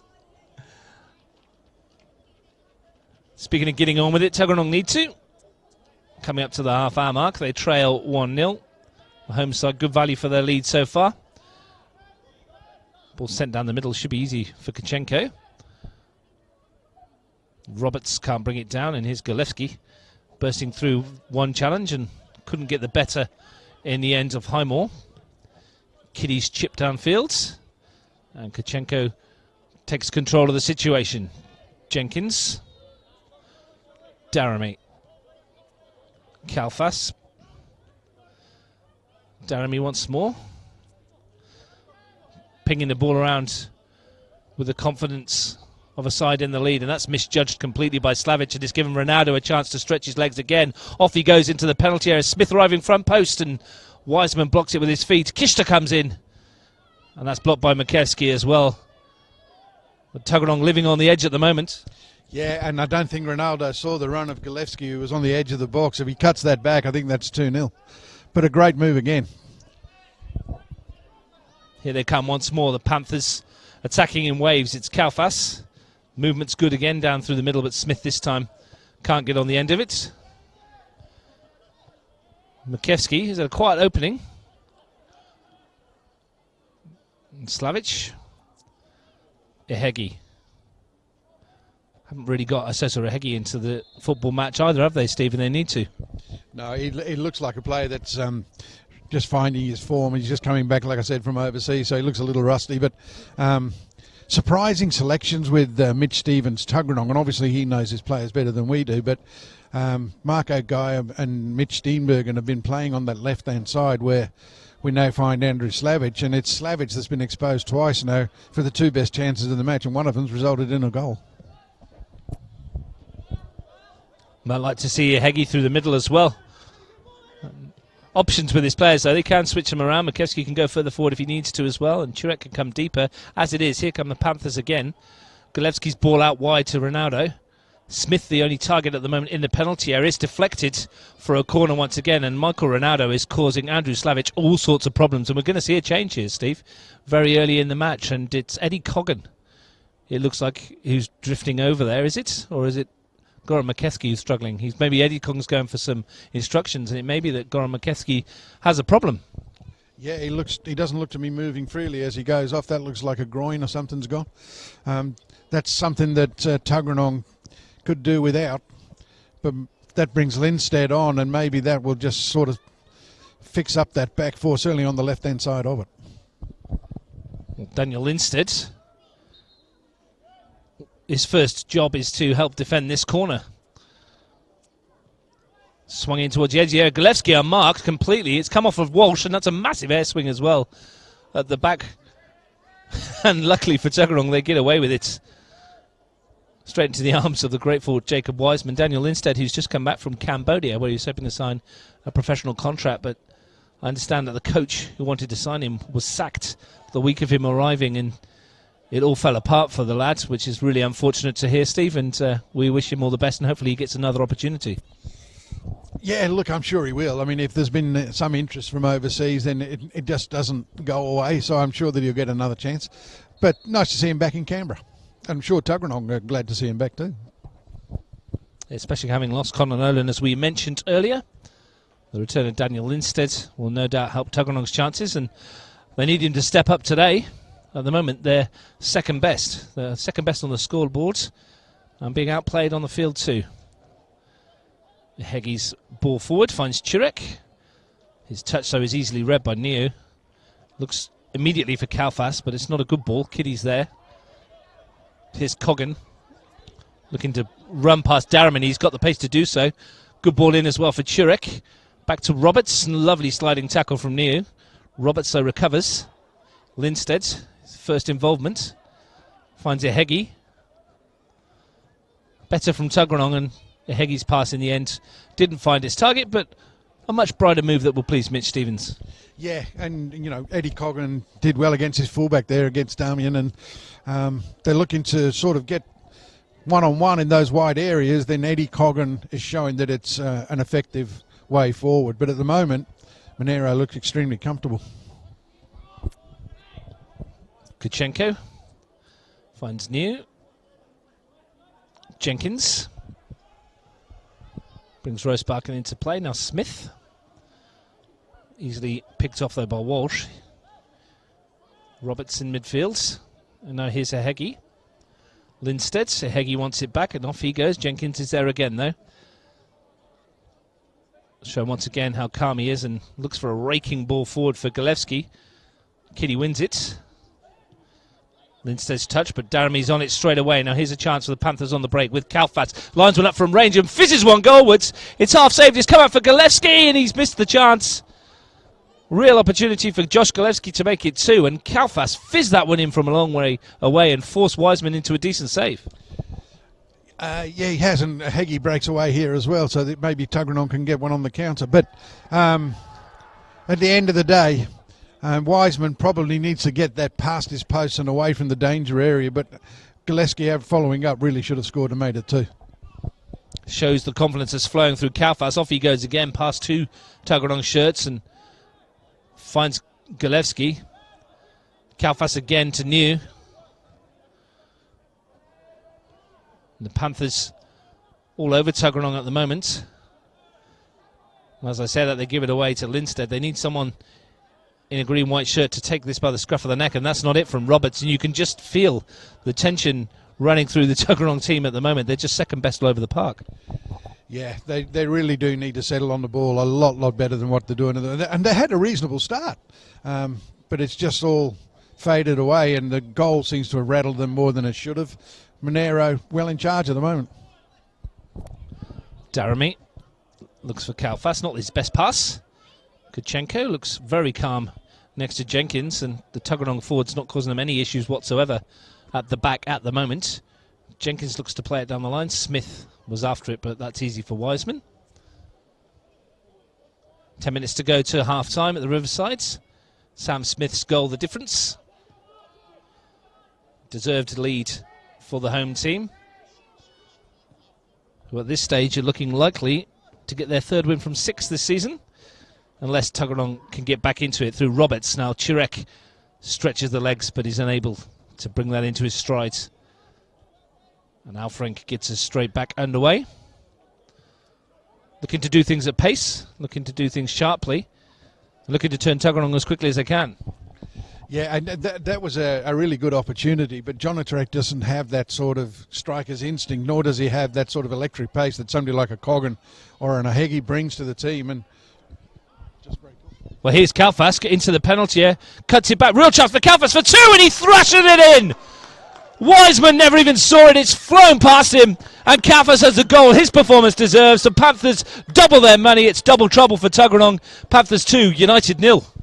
Yeah, no more than they deserve, and Sean Kitty will be a little disappointed with his one-on-one defending. He's been turned, but Kalfas's skills and then the blast into the back of the net makes it 2-0, and you can only see one team winning from here. It's almost an insurmountable task for Tuggeranong to come back the way they're playing at the moment. One-on-one defending, too much space in the wide areas, too much time on the ball, and they're able to play, and it's costing Tuggeranong. We were saying just earlier, Steve, that Nikos Kalfas looks like he had a point to prove tonight, and he has started like a house on fire, going close, striking that one from long range, and he gave that some venom when it needed it, didn't he? He did indeed, and great goal, great goal. Certainly, there's no way in the world you can blame Wiseman for that. He was getting nowhere near it, but Tuggeranong are all over the place at the moment. Can the Panthers add to Tuggeranong's misery before the break? At the moment, as Steve said, there's only one side that looks like they're adding to the tally. Here's Lindstedt looking to change that. Ihegi. First time we've seen him centrally, and off he goes. Past a couple of easy challenges, and he's still going, I says, for Ihegi. Runs into the challenge of Daramy. But that's where we think he's more effective. Well, I do personally, Steve, down the middle. Well, certainly, you know, he's not. No matter where he plays, if you don't give him the service, then he's not going to be of any use to you. He looks a little bit like he's underdone in terms of his form, but they've got to try something now. And I think John Turek in the 9 position doesn't offer the sort of pace. He certainly offers you a target, but he doesn't offer you the sort of pace that somebody like Ahegi does. Well, Panthers playing past Tuggeranong's high press at the moment. Here's Daramy. Kalfas out wide. One-on-one with Kitty again. Back to Daramy. Smith wants it in the penalty area. Smith's going to get it in the penalty area nearly. Flag went up against him, but for a moment there he was in behind, and Wiseman again looked a little bit too suspect when he's coming off his line. He did indeed. He looked very, very shaky. I mean, they've got away with that one. He's offside and no harm done, but he's just not commanding his box, and this may well be a function of the fact that he's just a little bit down in confidence. But if he doesn't sort of get over that, then he may well be responsible for 1 or 2 more. Chirek challenges. Daramy's going to get there first. Not the ideal preparation for Tuggeranong United ahead of a cup semi-final in a few weeks' time. There's Kalfas getting away from Kitty, who just snaps into the tackle. Kalfas still going. Kishta, nicely done. Drifts past the first challenge. He's got Kalfas outside him. The 2 Greeks combining. Daramy. Kutchenko. It's all a little bit too easy for the Panthers at the moment. As I say that, they give the ball away, but it's a big half-time team talk coming up from Mitch Stevens. I was alluding to the cup semi-final they've got coming up as well, but if they lose today, they're still only on 1 point, and having got to the finals last season, it'd be disappointing for a club like Tuggeranong not to repeat that feat. I think that at the start of the season, they'd have been looking at consolidating and building on last year's performances when they made the finals. Just break off as Ronaldo. Yeah. So the start to the season is certainly not what they wanted. They've had some excuses for it. They've had injuries and they've had people away. bottom line is that if they don't start picking up points soon, then this season is really going to slip away from them, and it probably means that the Wednesday semi-final against Woden is the best chance of silverware, getting past Woden and into the final of the FFA Cup. Tigers FC, you meant? Oh, sorry, yes. Yeah, Tuggeranong to play Tigers FC. Not sure when that game is just yet. And UFC to play Canberra FC in the other semi-final. So all four teams looking to get to the round of 32. We'll be bringing you all the action live on Bar TV Sports as always. Tuggeranong already knocked out Woden, of course, 2-0 at Woden at Melrose. Eddie Coggan scored in that game, and let's hope that he can get one here today, because we're coming up to the half-time break, 5 minutes to go, and Monaro Panthers are looking comfortable for their 2-0 lead. Neo's back there. And Nathan Alfrink really hasn't had a save to make just yet, Steve. No, he's been largely underemployed. I'm sure Mitch Stevens at half-time will be actually saying to his team that although we need to be positive and try and get the ball forward, we need to secure possession, and we're just turning it over miles too quickly. Just like they've done there. There's Goleski. Ronaldo to this near side as well now. Real trouble again for Tuggeranong. Ronaldo bends one, and that wasn't too far away either. That definitely had Jacob Wiseman worried, and Tuggeranong's defence is being ripped apart by these front three, the movements and the pace from midfield as well, in taking the runners into the channels as well, Steve. It's just fantastic to watch. Yeah, they're really, really well drilled. Jimmy and Cole have got them actually buzzing at the moment, but the Tuggeranong appear to be playing in two lines, a front four and a back four sort of thing with nothing in between, and it's really being exposed by a very decent Monaro side. Well, here they come again. Skolewski's ball forwards, and Tuggeranong getting a bit lucky there. Here's Coggan up the other end, looking to try and stamp their authority on it. Lindstedt to Kitty. Well, he's giving it away now as well, and if Gillespie puts it in, here's a chance for Ronaldo. He fires one from distance, but good ambition from the young striker, but in the end, the execution not quite up there, and perhaps, and it's easy for us to say up here, he perhaps could have taken him on.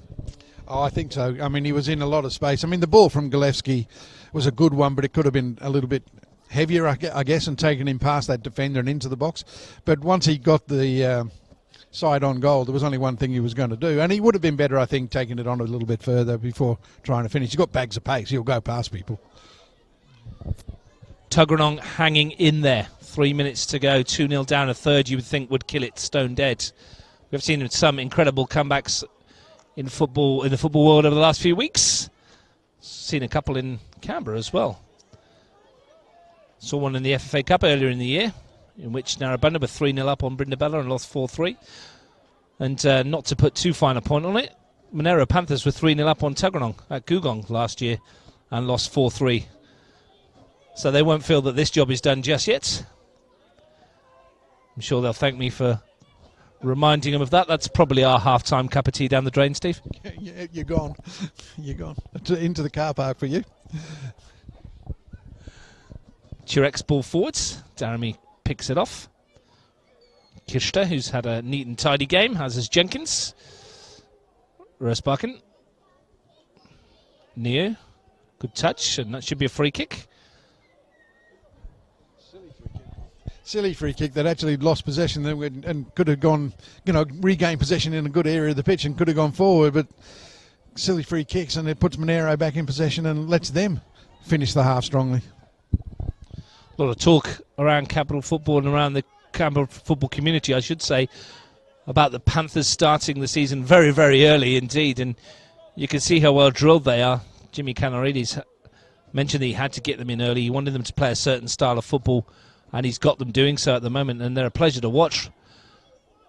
Here's Golevsky looking to rip that one wide towards Ronaldo, who's kept it in. Again, only Smith in the penalty area. Pulls it back. Golevsky's arriving now and got hold of Kitty instead of the ball. But once again, they break fast and they break quickly and they break incisively.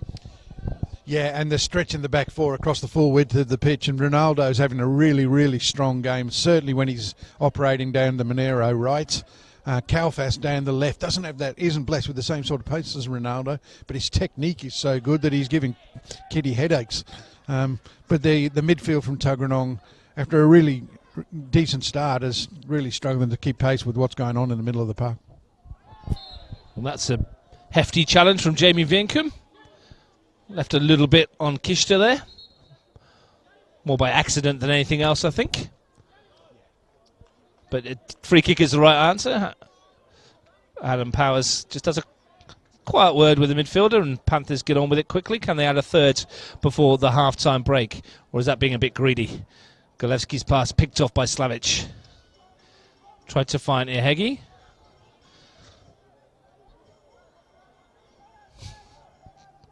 Monaro. Goals from Smith and Kalfas, giving them the advantage. Here's Lindstedt. Steve's wife's calling him, telling his tea's ready. Coughed over possession here. It's 3-on-3 momentarily. It's Kalfas running at the Tuggeranong defence. He's passed them easily. Kalfas into the box, still going. Perhaps should have let one go on the left foot because it opened up for him. But once again, Nikos Kalfas showing a clean pair of heels to the Tuggeranong defence. Once again, a silly turnover, and under no pressure. They're 2-0 up. Monaro could have been 3 or 4 up, and they might be a little disappointed that they're not further ahead. But Tuggeranong are their own worst enemies at the moment. The shape's poor, the distribution and retention of possession's not very good, and they could, in fact, be a lot further behind and game dead. Well, they'll look to see this one off. A minute of stoppage time played. They've gone short to New. Finds Golevski. Good ball in, gets a 1-2 back, and Golevski goes for goal for the near post, and it clips the post. It had a piece of Wiseman as well, I think, and came off the upright, and the Panthers just keep going closer and closer to adding what may be a killer third. Yeah, I mean, once again, no pressure on the ball. I mean, it's a clever 1-2 with Ronaldo, Golevski, but that's statuesque defending, and they're in trouble. Ball into the penalty area. Heggie looks to clear. Heavy touch. Here's Golevski once more. He's happy to go back to Kachenko. Rosbach, and they stretch the field very, very well, Panthers, and that's a lovely ball forward. Almost got Ronaldo in. And they're stretching the field, as I say, and causing issues for Tuggeranong. They go long again towards Coggan. Better ball this time, but his touch lets him down. Daramy coming up to the end of the first half. Good foot in from Kitty. Here's Roberts. Lindstedt looks to lift one over towards Coggan, but it's all too easy for Nathan Alfrink. Adam Powers takes a look at his watch again. We've had almost 2.5 minutes of time added on, and Adam Powers says that's enough. And Steve, it's hard to argue that the better side isn't winning this football game. And that's something that you might not have said after about 10 minutes, because I thought Tuggeranong started the game pretty well.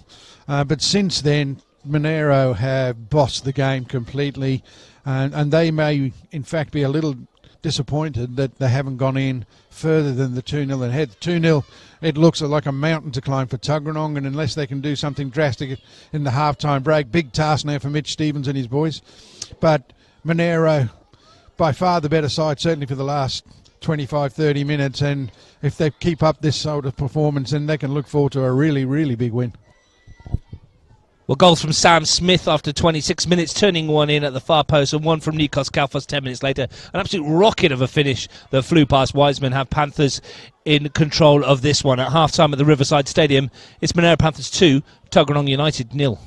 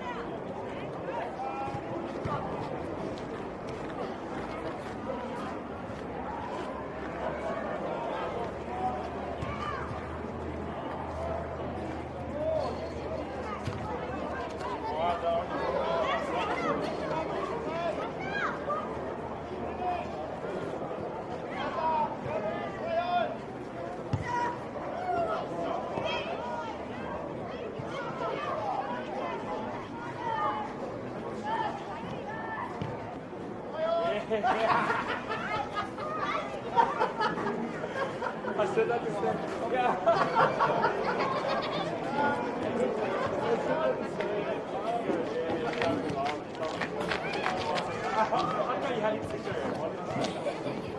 Yeah, I know you. Yeah, I know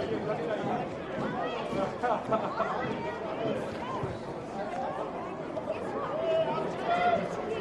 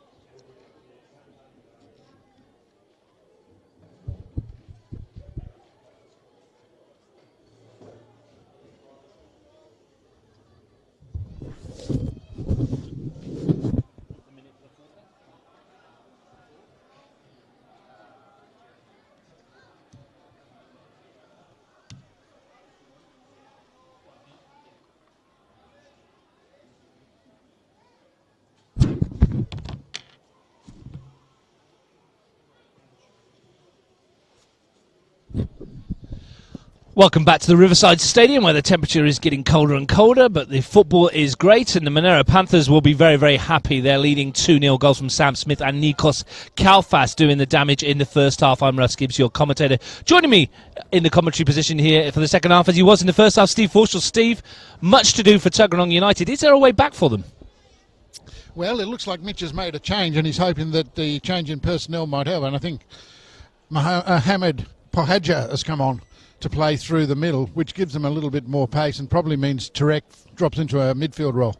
And they've needed to sort out the midfield, and they need a little bit more potency up front.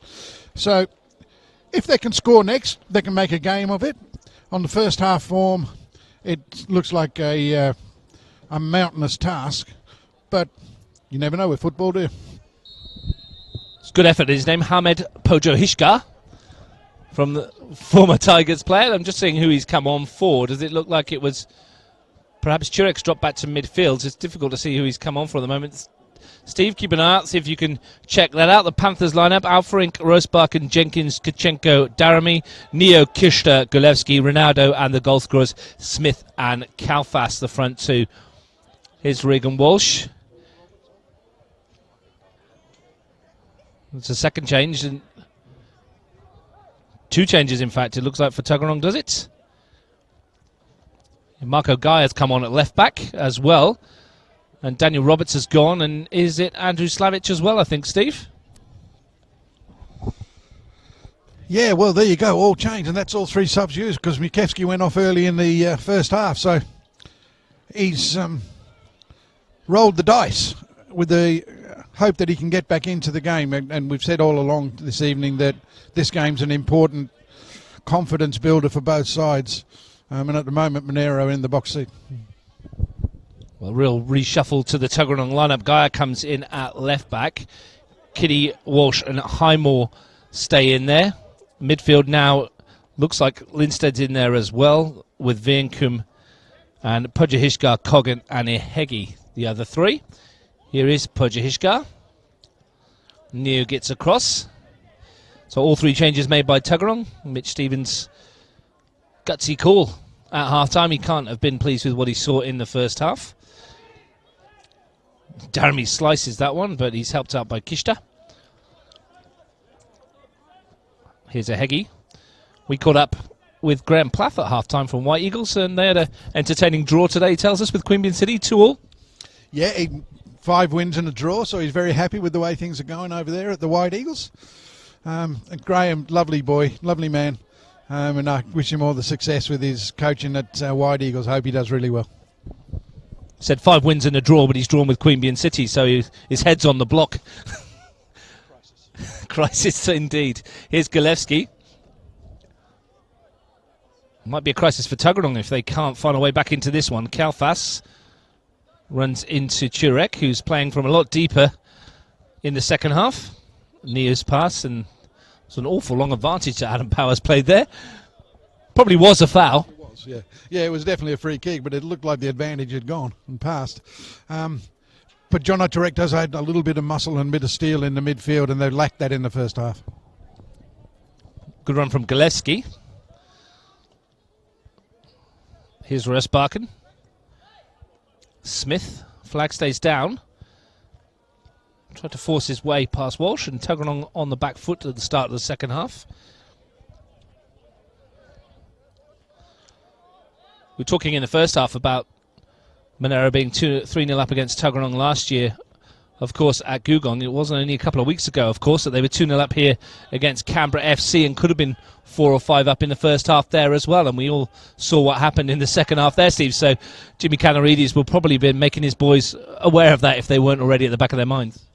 It's certainly something you would have hoped that they've learned the lessons from, but that should give Tuggeranong a little bit of encouragement as well, to know that Monaro can be susceptible to turning over a winning position and turning it into a losing position. So have to wait and see. Either way, we're set for an intriguing second 45 minutes, of which we've played 4. Here's Turek. Goes back to Walsh, who sends it forward. Now Heggie's away here, and Alfred's come out to meet it, but the flag goes up, and that's probably fortunate for the Panthers, because Heggie was getting there before the goalkeeper. And he would have had to make a decision. Certainly a mismatch in speed between the goalkeeper and Heggie, but he was offside. Definitely offside, and Panthers will restart the game with this free kick. Jenkins going back to his goalkeeper, giving him a touch. Didn't have a lot to do in the first half, so he's probably grateful for that one. Kachenko. Smith, oh, that's a terrible touch from him. Gets back to get involved and goes through the back of Pojahishka, who made sure that Adam Powers gave the free kick. It certainly looked like a foul, but he made the most of it, didn't he? And Tuggeranong just starting this half, much the same way as they started the first half, but they really need now to sort of score, to turn the dominance into some scoreboard pressure. Chance to do so from this free kick. It's a deep one. Alfrink started to come, then decided not to.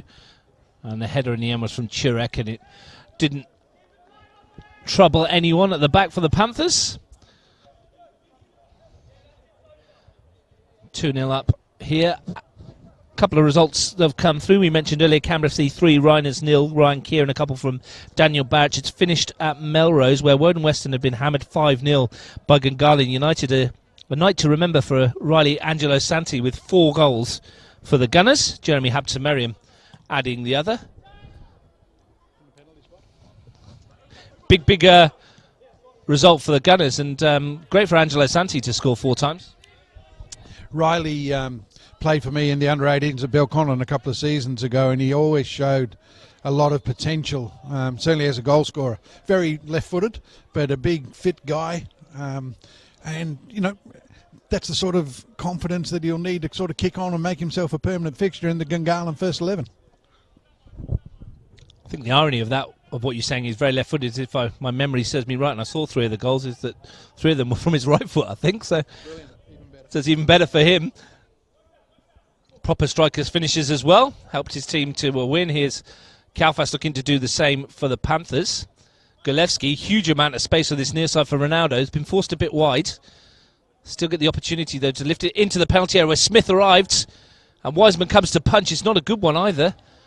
And Tuggeranong can't clear it. And in the end, a grateful to Chirek for smashing it down the field. Pojahishka challenges and gives away the free kick. But a better ball from Golevsky rather. And perhaps Ronaldo would have been in on goal. Again, though, they expose the wide areas in the fullbacks. The fullbacks from Tuggeranong are actually being dragged inside to look after people that the midfield should be dealing with. Rosebarkin bursting into the area. Ronaldo, Smith, and Rosebarkin. Lovely ball in, and this has got to be dealt with by Kitty. Chirek helps it away, but it's only going to fall to a green and black shirt. Daramy from Neo's little short pass. Kishta. Daramy again, just working the triangles nicely. Neo. Rosebarkin. Good run into the channel again from Ronaldo, but Guy is back there. Here's a Heggie. Very much on his own and penalised for handball. But Monaro pinging the ball around with real confidence and a real ease as well. And this surface they've laid here at the Riverside, it's probably helping them in that respect. Absolutely. I mean, if you want to be a football side, you need a surface that you can play on. And Monaro are taking full advantage of the revamp at Riverside. Rosebarkin looking to lift it through the middle towards Golevsky, who's stayed on side but was back to goal. Walsh, and he's giving it away as well. Kishta. Change of direction, looking for Kalfas. Good ball too, and instantly killed. Brilliant control from Kalfas. Looks to take on Kitty. Not much in the way of support. Here's Neo. Daramy. Opens up momentarily for Osman Daramy, who's flicked one through, and it almost found Smith. The race is on, and Wiseman got there, and I think it was a good defensive touch from either Highmore or Walsh that helped it on his way. Otherwise, Smith may have been in. Yeah, once again, Monaro exposing the gaps in behind the Tuggeranong midfield. Here they come again with Golevsky's ball in, and there was Highmore's header. And Kitty smashes it away. Chase for Coggan. But Steve, it's very much as it was in the first half, Monaro looking the more likely. Yeah, indeed. We're playing past the microphone here, aren't we? But yeah, Monaro, I think, you know, if they don't win this game, they'll be really disappointed. They've been far superior to Tuggeranong. Tuggeranong, you know, they don't look as if they completely out of it, but it would be a major surprise to see them coming back from the position they're in. And certainly in the wide areas, Monaro look to have the measure of the defensive structure of Tuggeranong. Seem to have the measure of them all over the park at the moment. They've got Tuggeranong, though, on the front foot. 10 minutes into the second half, needing to find a way back into it. And football, as they say, is a funny old game. And anything can happen. Plenty of time. We mentioned many times this season, and I always say it's a cliche, but the next goal really is critical. Kitty to launch the Vortex, one of his long throws. Been doing this for many years. It's a huge one into the area, and it caused problems for Alfarink. Bounced just in front of him. Kitty again, looking to go the more conventional route this time with the foot. Coggan on the overlap. Daramy's in there too, and he's just nudged him in the back. But it amazes me the amount of teams that can't cope with that Sean Kitty long throw. They must know it's coming. He's been doing it for about 6 years. It's not a secret. The weapon has been available for public consumption for a long time. But it's symptomatic of where Tuggeranong are at, that when the ball bounces in the penalty area, they're nowhere near it to take advantage of it. And that's really what's been happening all over the park. They've been second best to every ball. Steve Forshaw having fond memories of Sean Kitty's perhaps most famous long throw at South Hobart, which brought a goal for Zach Munster and forced a penalty shootout. Here's Ronaldo looking to force a third. Good challenge from Marco Gaia. That was in the FFA Cup I was talking about against South Hobart a couple of years back now.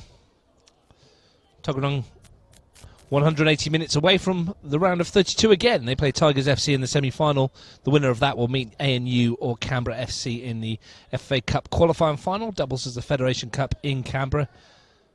Huge night of football that will be. Picked off easily at the back, and Gaia just lifts it forward looking for Ehegi. He's on his own against 5 Panthers defenders though, and it's just too easy for Monaro defensively. They look very fit as well, and all that extra training that they talked about at the start of the season is probably really helping them, isn't it? Jimmy Canaridi starting his side very early, not just to get the fitness up, but to get them to play a shape and style of football that he wants, and it's paying dividends. Absolutely, they look very comfortable in their roles. They look fitter than Tuggeranong. That may well just be a function of the fact that they're playing with a lot more confidence. But you know, you look at that last pass that came out of the Tuggeranong back four. It's just Ehegi against 4 or 5 defenders, and you know, it's just a poor option. It's just not, you know, how you should be thinking about getting back into the game. You know, you've got to get the ball down and play. And asking somebody like Asosa Ehegi to take on 4 or 5 just because he's quick isn't going to get you there. Should take this moment just to say thanks to the Monaro Panthers committee for helping us, feeding us at half-time from their buffet. Great effort that they do here on and off the fields. Kalfas ghosts past a couple, still going, lovely skill, wins a free kick. And it's easy to bribe myself and you with a couple of sandwiches, isn't it, Steve? Yeah, well, my morals are malleable at room temperature. I'm for sale at any price. Free kick for the Panthers. In a dangerous position, perhaps a shooting chance for Kishta, although the angle is slightly prohibitive for him. Gulewski, in fact, has gone across to take over the set-piece distribution. Not too many green and black shirts in the penalty area, only Sam Smith and Kalfas. Jenkins on the far post looking to make a late run. And Kishta goes for goal and dips one in there, and it wasn't too far away from a touch from either Jenkins or Kalfas. A vicious-looking pass in there, and it had Tuggeranong all at sea again. Yeah, there was, if anybody was going to win the first touch after the free kick was taken, it looked like Monaro. Fortunately for Tuggeranong, it's just a little bit too much on it. It's gone safely past the post, but Wiseman again struggling. It's fairly obvious it was coming as well with no shirts in there ready to aim for. Bodja Hishgar brings this down nicely and pulls it back across goal, and for the first time this evening that looked a little bit iffy for the Monaro defence, and Jenkins forces it behind, and Tuggeranong have a corner. And a chance for them to send some of the tall timber forward. Daniel Lindstead, John O'Chirek, obvious targets in the penalty area. Now the delivery needs to be good. And a chance for Tuggeranong to get something back here. They've gone short, Steve, to the near post, and nothing's come of it. But it may well be that this is Tuggeranong's best avenue back into the game with set pieces. At the moment, they're being outplayed by Monaro. But if they can keep some pressure on in the final third, get a couple of corners, a couple of free kicks, maybe that'll help them get back in. Well, with tall targets, like I said, in terms of Lindstedt and Chirek, that was a really disappointing corner routine. Let themselves down slightly there and have the ball back at another chance, though. Kiddies plays it forwards. Chirek challenging in the middle of the park. Nicely done by Kalfas. Advantage played here as Smith gets in and Gillespie's left in an absolute heap. Here's Ronaldo, brings it down on the far post, tries to find Gillespie. In fact, sorry, it's Kishta who was left in a heap on halfway. Good advantage that from Powers, though. Almost came off for the Panthers. Meanwhile, here's Gaia bringing it forward for Tuggeranong. That's a lazy pass as well, but good advantage that, and it was an opportunity again. Yeah, indeed. And Ronaldo, if he had his time over, I think would take another touch and cut inside. But the games are starting to open up now, and that either means Tuggeranong might get back into it, or Monaro are going to go on and get a third and a fourth. Half an hour to go. Live on Bar TV Sports, MPL Round 6. Monaro Panthers leading by 2-0. If you like the Women's National Premier League, you can join myself and Matt Moore from 2 p.m. tomorrow. Gungahlin United versus Monaro Panthers in the women's competition. Should be a good match, that one. There are alternatives. You can tune in to watch Canberra Olympic play Belconnen United in the Men's National Premier League as well. Plenty of football on Bar TV this season. Every game live and exclusive to Bar TV Sports. Ball forward and the chase is on for Pojo Hishka. Out comes Alfarink. Easily gathered. Goalkeeper will no doubt send this one deep into the night sky. Lindstedt wins the header. Vinkum plays it back to Gaia. There's space for Walsh, who's advanced further up the field in the second half and looking to get into a more dangerous position to threaten the Panthers' goal, which has been largely untouched for most of the first hour or so. Here's Gaia. Gets it back again and a nice switch. Talking about looking after us. So what's that you got there, Steve? Your pizza. Couple of slices of pizza from the Monaro Panthers Club. Nicely done. Heggy's after this. Steve's out of action for another half hour. Chomps down on a meat feast. Panthers with the throw. Sam Rosbakken to take.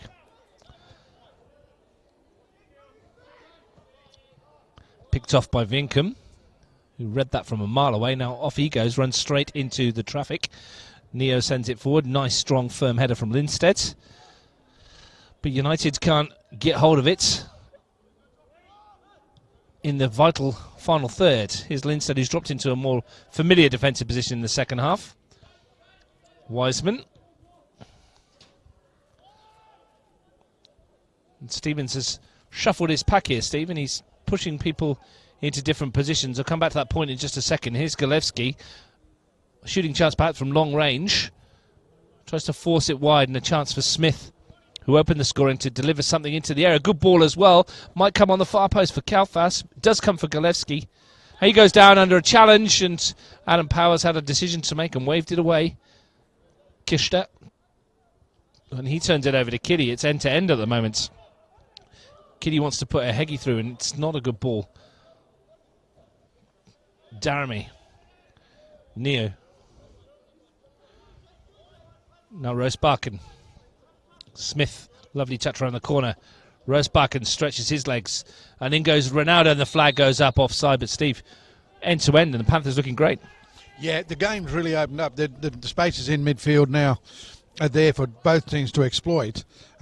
Mitch Stevens obviously not happy with his midfield at half-time. Has strengthened it by dropping Chirek back and pushing Walsh further forward. So they've actually bottled up a little bit, the midfield. They're just losing a little bit now as they go forward in terms of creativity, and they're just they've really established a foothold in the game, and there is a possibility now that they can get back into it, but I still favour Monaro to go on and win it. They've had chances. Smith.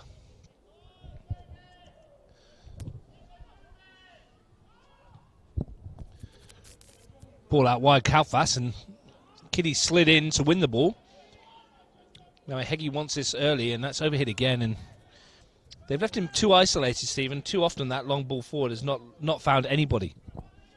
They're playing away from, they're just playing into areas where they just can't retain possession. And although you admire their positiveness and their intention to get forward, they're trying to go too early and not really giving the service to the front players. It looks like they've gone more to a 4-4-2 than anything else, but they're just not servicing the front two at all. Need to find a way back into the match.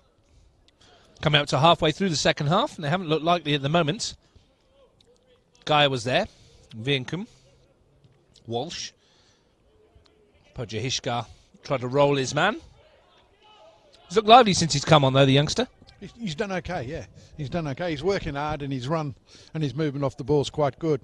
But, if you're trying to hit him from 60 metres away, you're not giving him much of a chance. Rosparkin, good ball forwards. Ronaldo tried to take that in his stride. Couldn't quite do so, but he's one who's looked likely all evening for the Panthers. His movement's been excellent. Timing of his runs has generally been very good. He's just occupying a central role now as Smith and Kalfas take up the wider areas, and he was more effective in the wider areas, but I think this is just part of a rotation to give Tuggeranong something else to think about.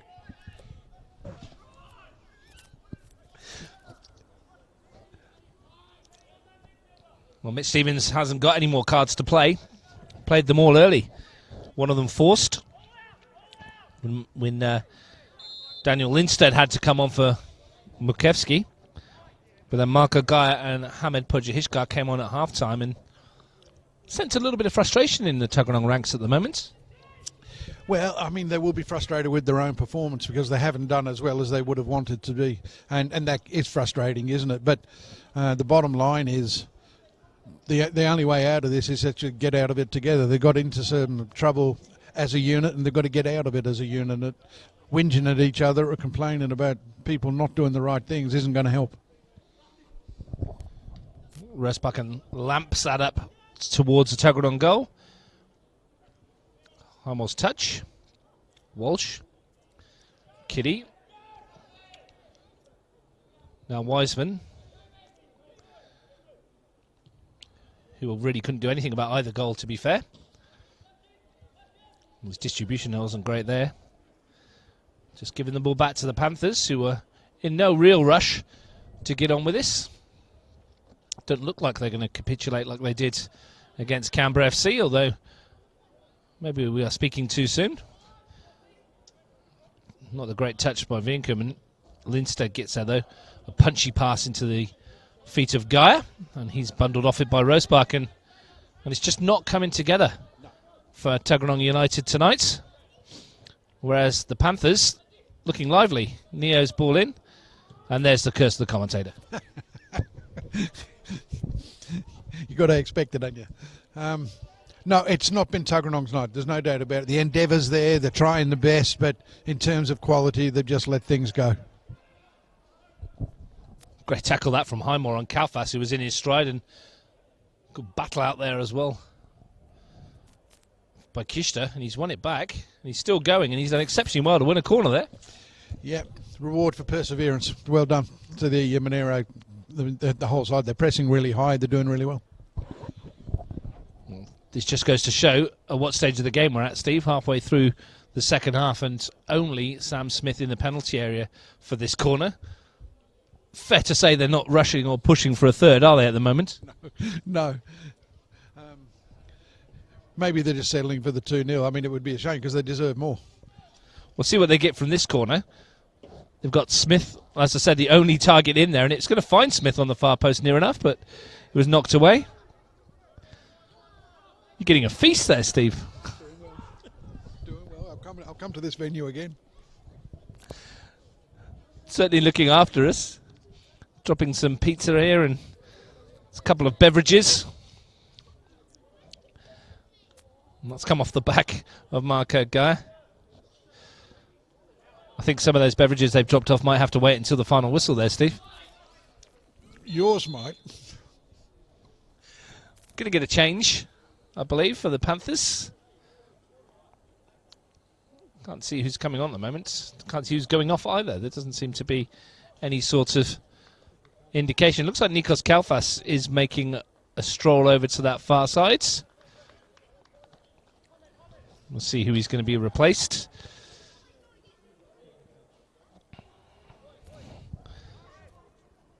So Kalfas, who scored the second goal. Absolute pearler of a strike. He thrashed it into the net.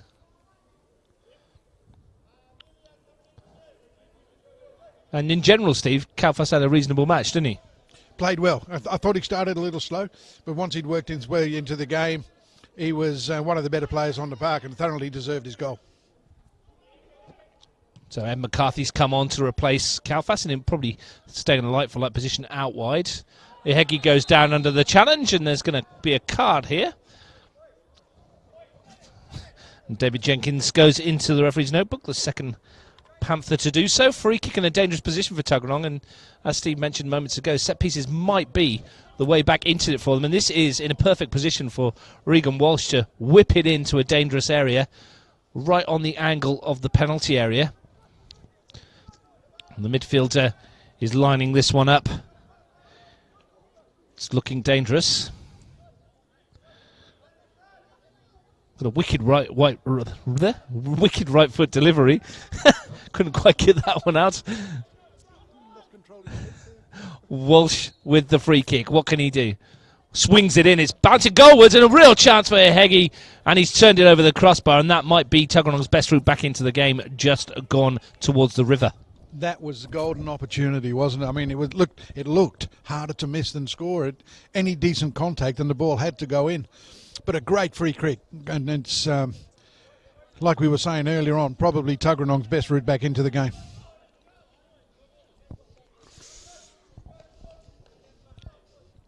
So we restart the game with a goal kick.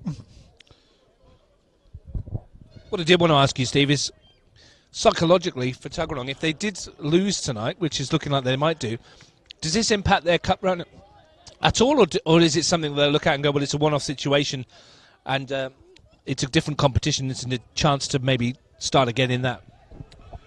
Yeah, it could go either way, Russ. I think psychologically the major beneficiaries of a result like this and a performance like this are the Tigers. Who've just come away now with Gayer. He'll just clear this up the line. But Tuggeranong, you know, they will talk during the week before they play the semi-final about putting this behind them, restarting, using the FFA Cup to launch and build a platform. But it does affect you psychologically. It does affect your confidence. If you're being beaten and beaten well, very, very hard to regather yourselves and get on with the game or the next game. Well, they'll have time to do so, and if they want to play on the national stage again and get to the final, they'll need to find a way past the Tigers in that semi-final. First things first, though, 15 minutes or so to go here at the Riverside. And they're 2-0 down. And you have to say, it's looking very unlikely if you're a Tuggeranong United supporter. Here's Alpha Inc. just smashing it up the park.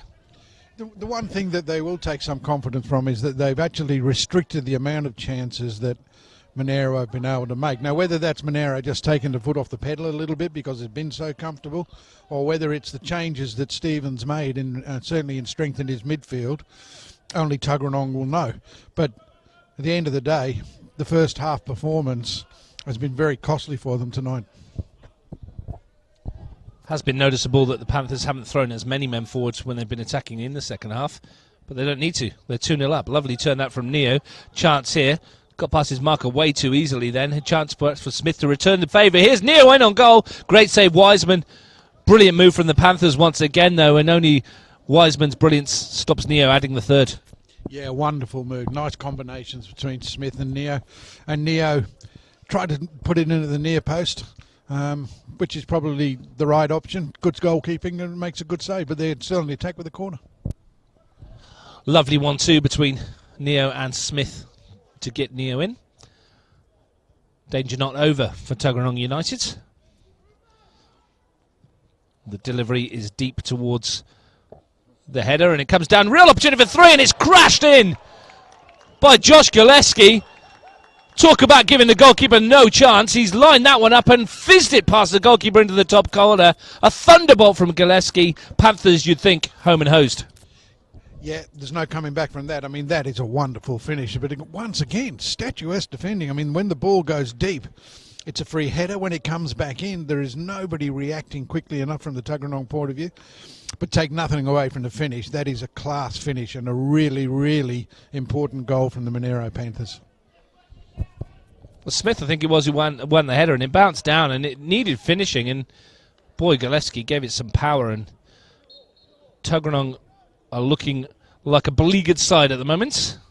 One that's going to be traipsing back across the border with their tail between their legs. They're 3-0 down. Going to hark back to last year. It was about this stage, it was 3-0, that they came back and won 4-3. So they've got a bit of hope. But in that game, the difference being they were creating a lot more chances than they are today, Steve. Yeah, they look a beaten side. I mean, it's a bit unfortunate because they had such a good year last year. And this season's no write-off. Yeah, they shouldn't be even thinking that way. But they've been well beaten tonight by a side that's played very, very well. And as bad as Tuggeranong may have been, or as poor as they may have been, Monaro have been very good. Maybe Monaro aren't finished yet. Maybe there's some more goals before the night is out. Here's Vinkum.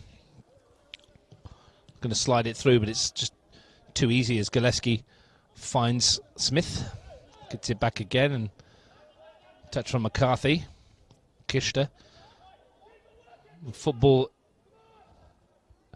from the Panthers has been great to watch at times, and here they come with Kishta. McCarthy's ball in, Ronaldo.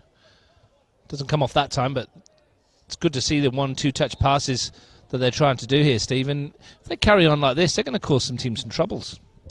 I think so. I mean, it's a lovely brand of football that they're playing. The combinations in midfield, the movement of the ball. Oh, and what a strike. That would have been worthy of a match winner by itself. And Gillespie again, he's got the taste for it now. He let one go from a long range there, and the keeper was scrambling across his goal, and it just flashed over the crossbar. Josh Gillespie. Here's Lindstead.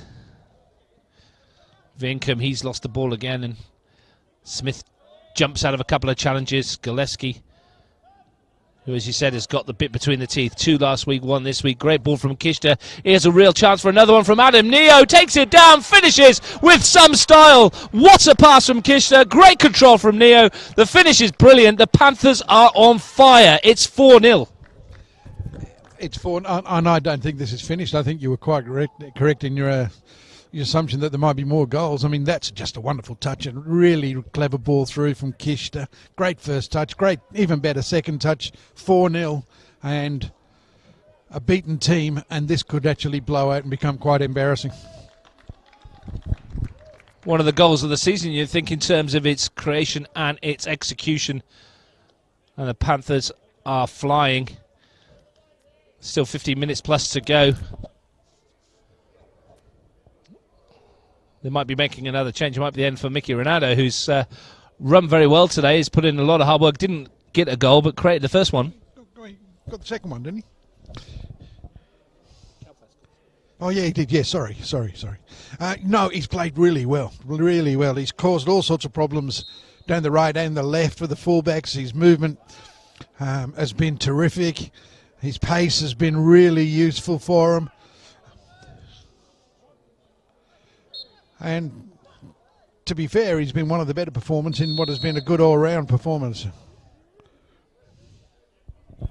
Well, that's going to compound Tuggeranong's woes. John O'Chirek is going to sit out 10 minutes for the Simbin. Doesn't rain, but it pours. Mitch Stevens must be banging his head against this dugout wall over there. When you see things like that at 4-0 down, you just don't need it. No. It's... Yeah, it's a lack of discipline, and I mean we've all suffered as a result of it this year. Belconnen have been just as bad as anybody else, but I got to say it's a crazy rule. And there's a card for Regan Walsh as well. So not the best couple of minutes for Tuggeranong United. To be fair, it's not been a great 80 minutes plus for those affiliated with the Southside club. But Jimmy Canarides must be super happy with what he's seen with his team. Actually, say there's probably plenty more to come. They're getting momentum, and they're getting momentum at the right time. Time to start pushing towards that top four. And I think it was important for them to build on the result last week and keep that momentum going, and they've done that emphatically tonight. Here's Walsh. Sean Hughes was the player that replaced Ronaldo. He sits into the middle of the park as Vienkum looks to find Gaia. Rosbaken's given him no change all evening and doesn't intend to do so. Tuggeranong going to play the majority of this last 10 minutes with 10 men after Chirek went to the bin. Lindstead's raking ball forwards. Daramy picks it off. It's Ehegi who's cut a frustrated figure for much of the evening.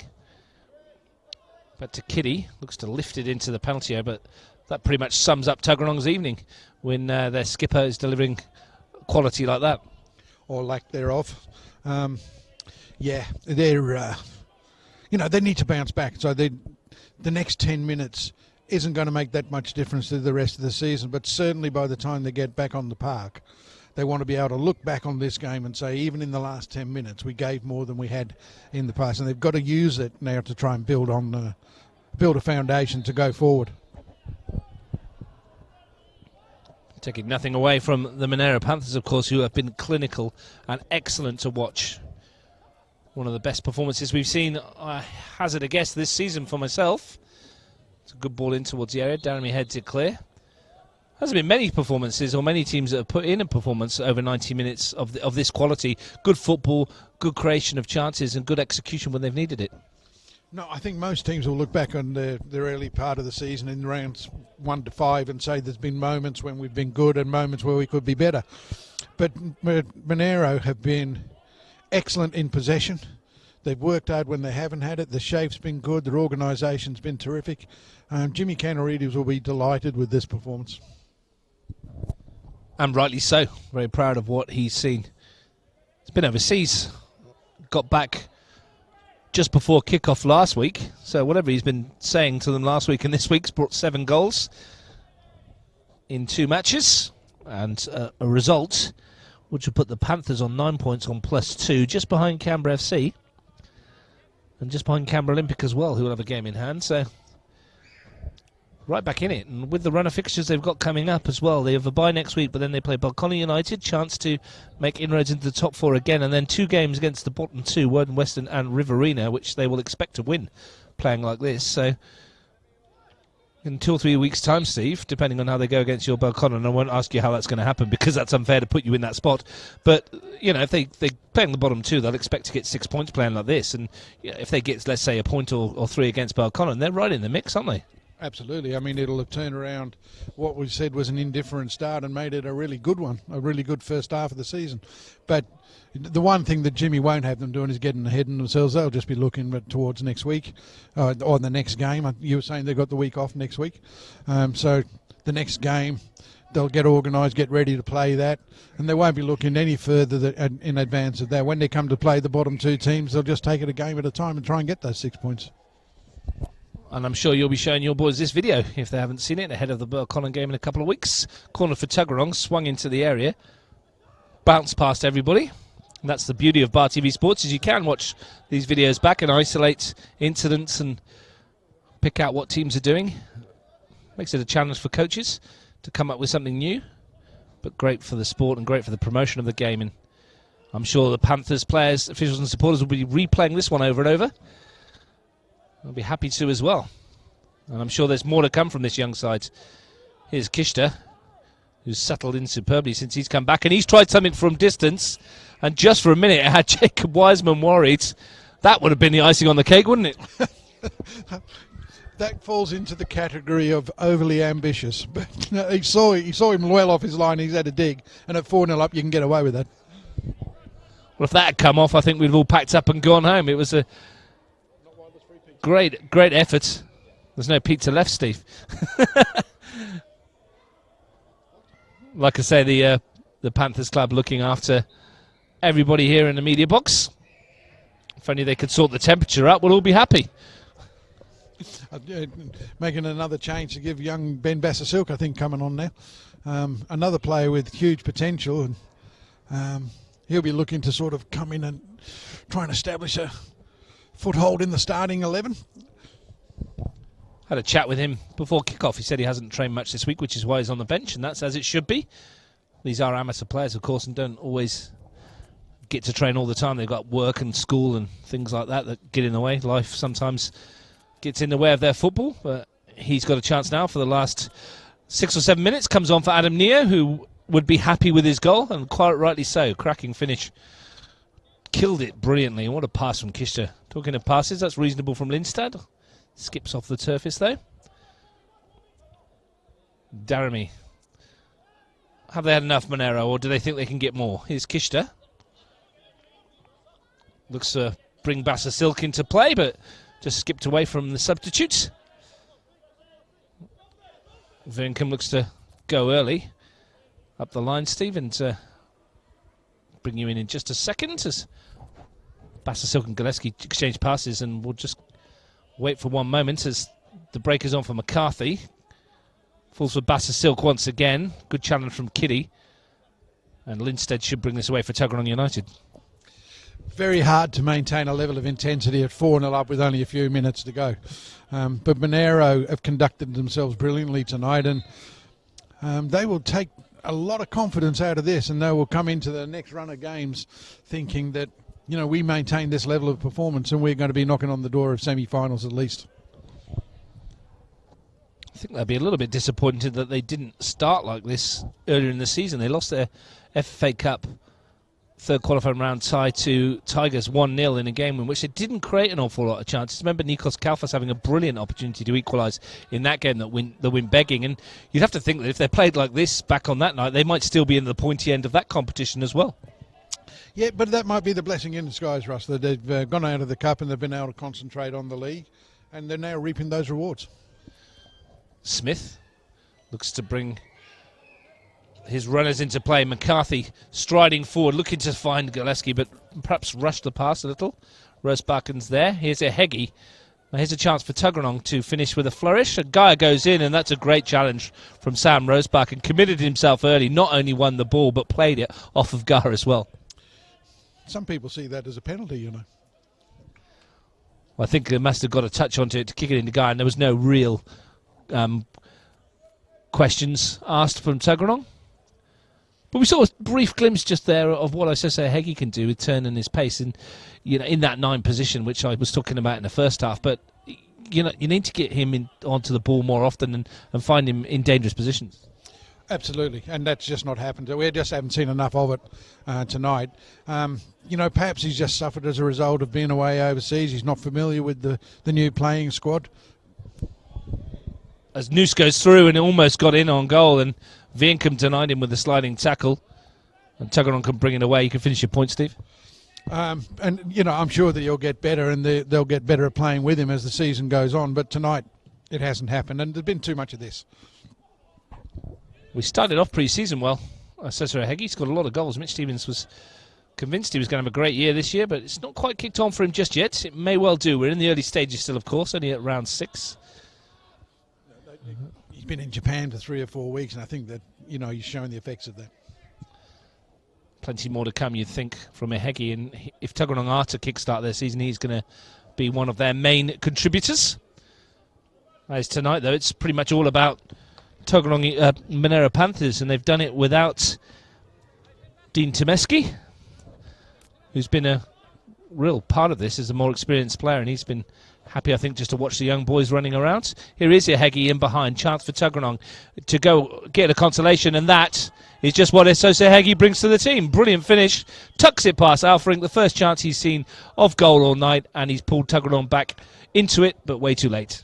Yeah, consolation only, but just some signs of what he's capable of if you give him the right sort of service. I mean, he has got electric pace, and he isn't a bad finisher. I mean, we saw an incident in the first half where he got him behind and his touch let him down. This one is the Asosa Hegi that Tuggeranong are hoping to see more often.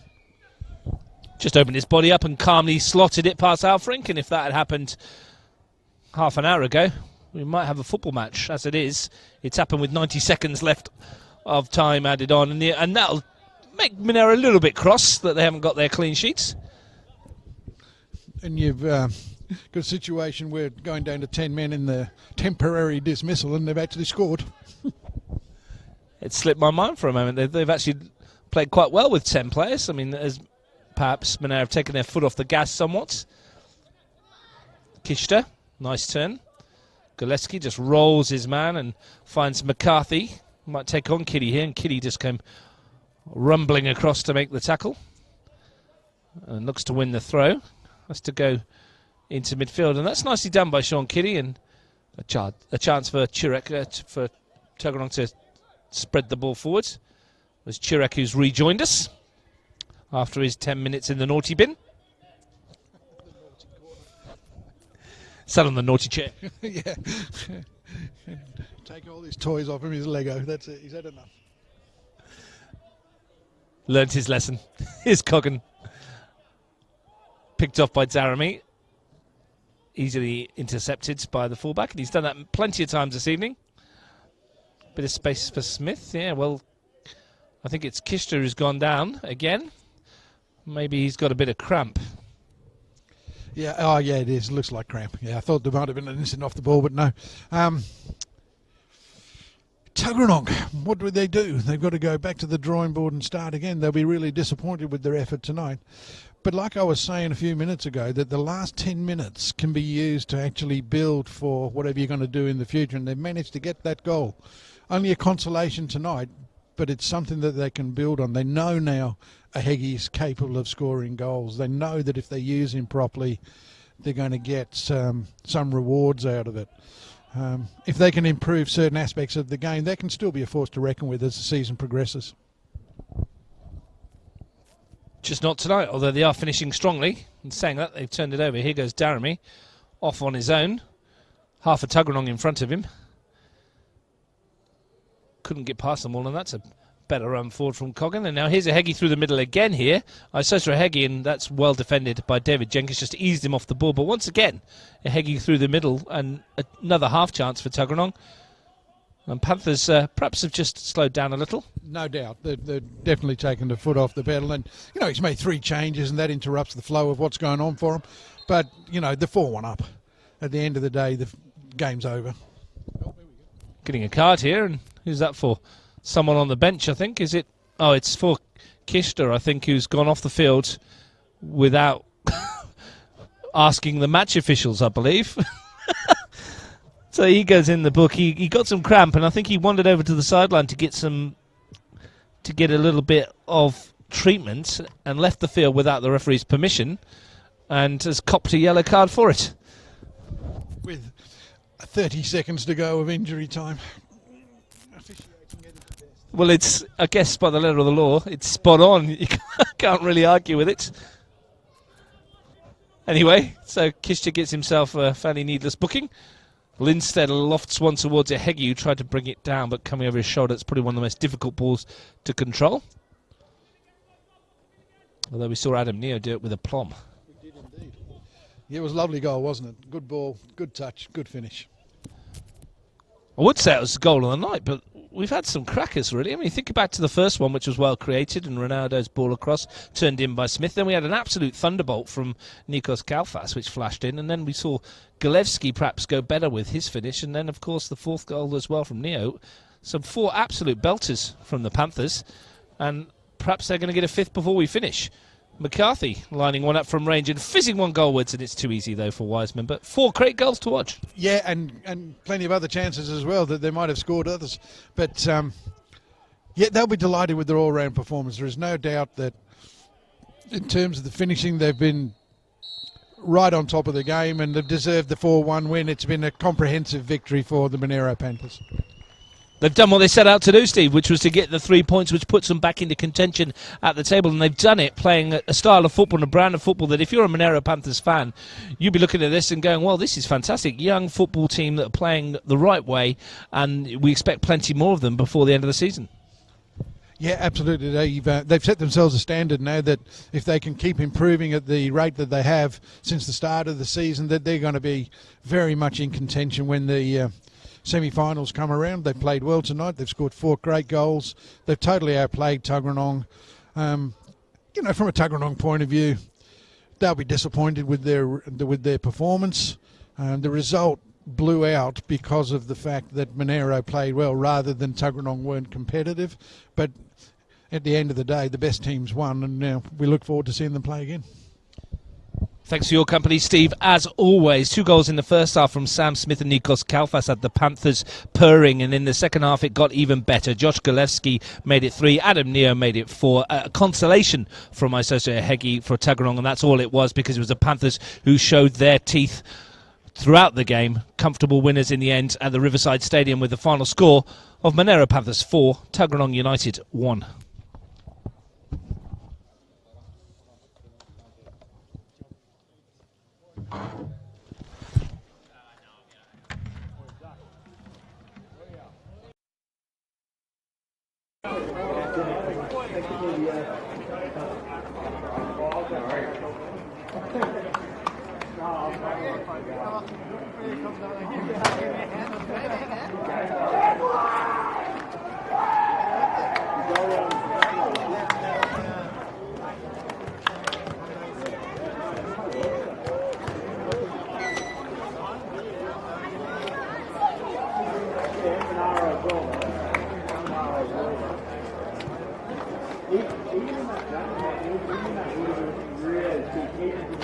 Really,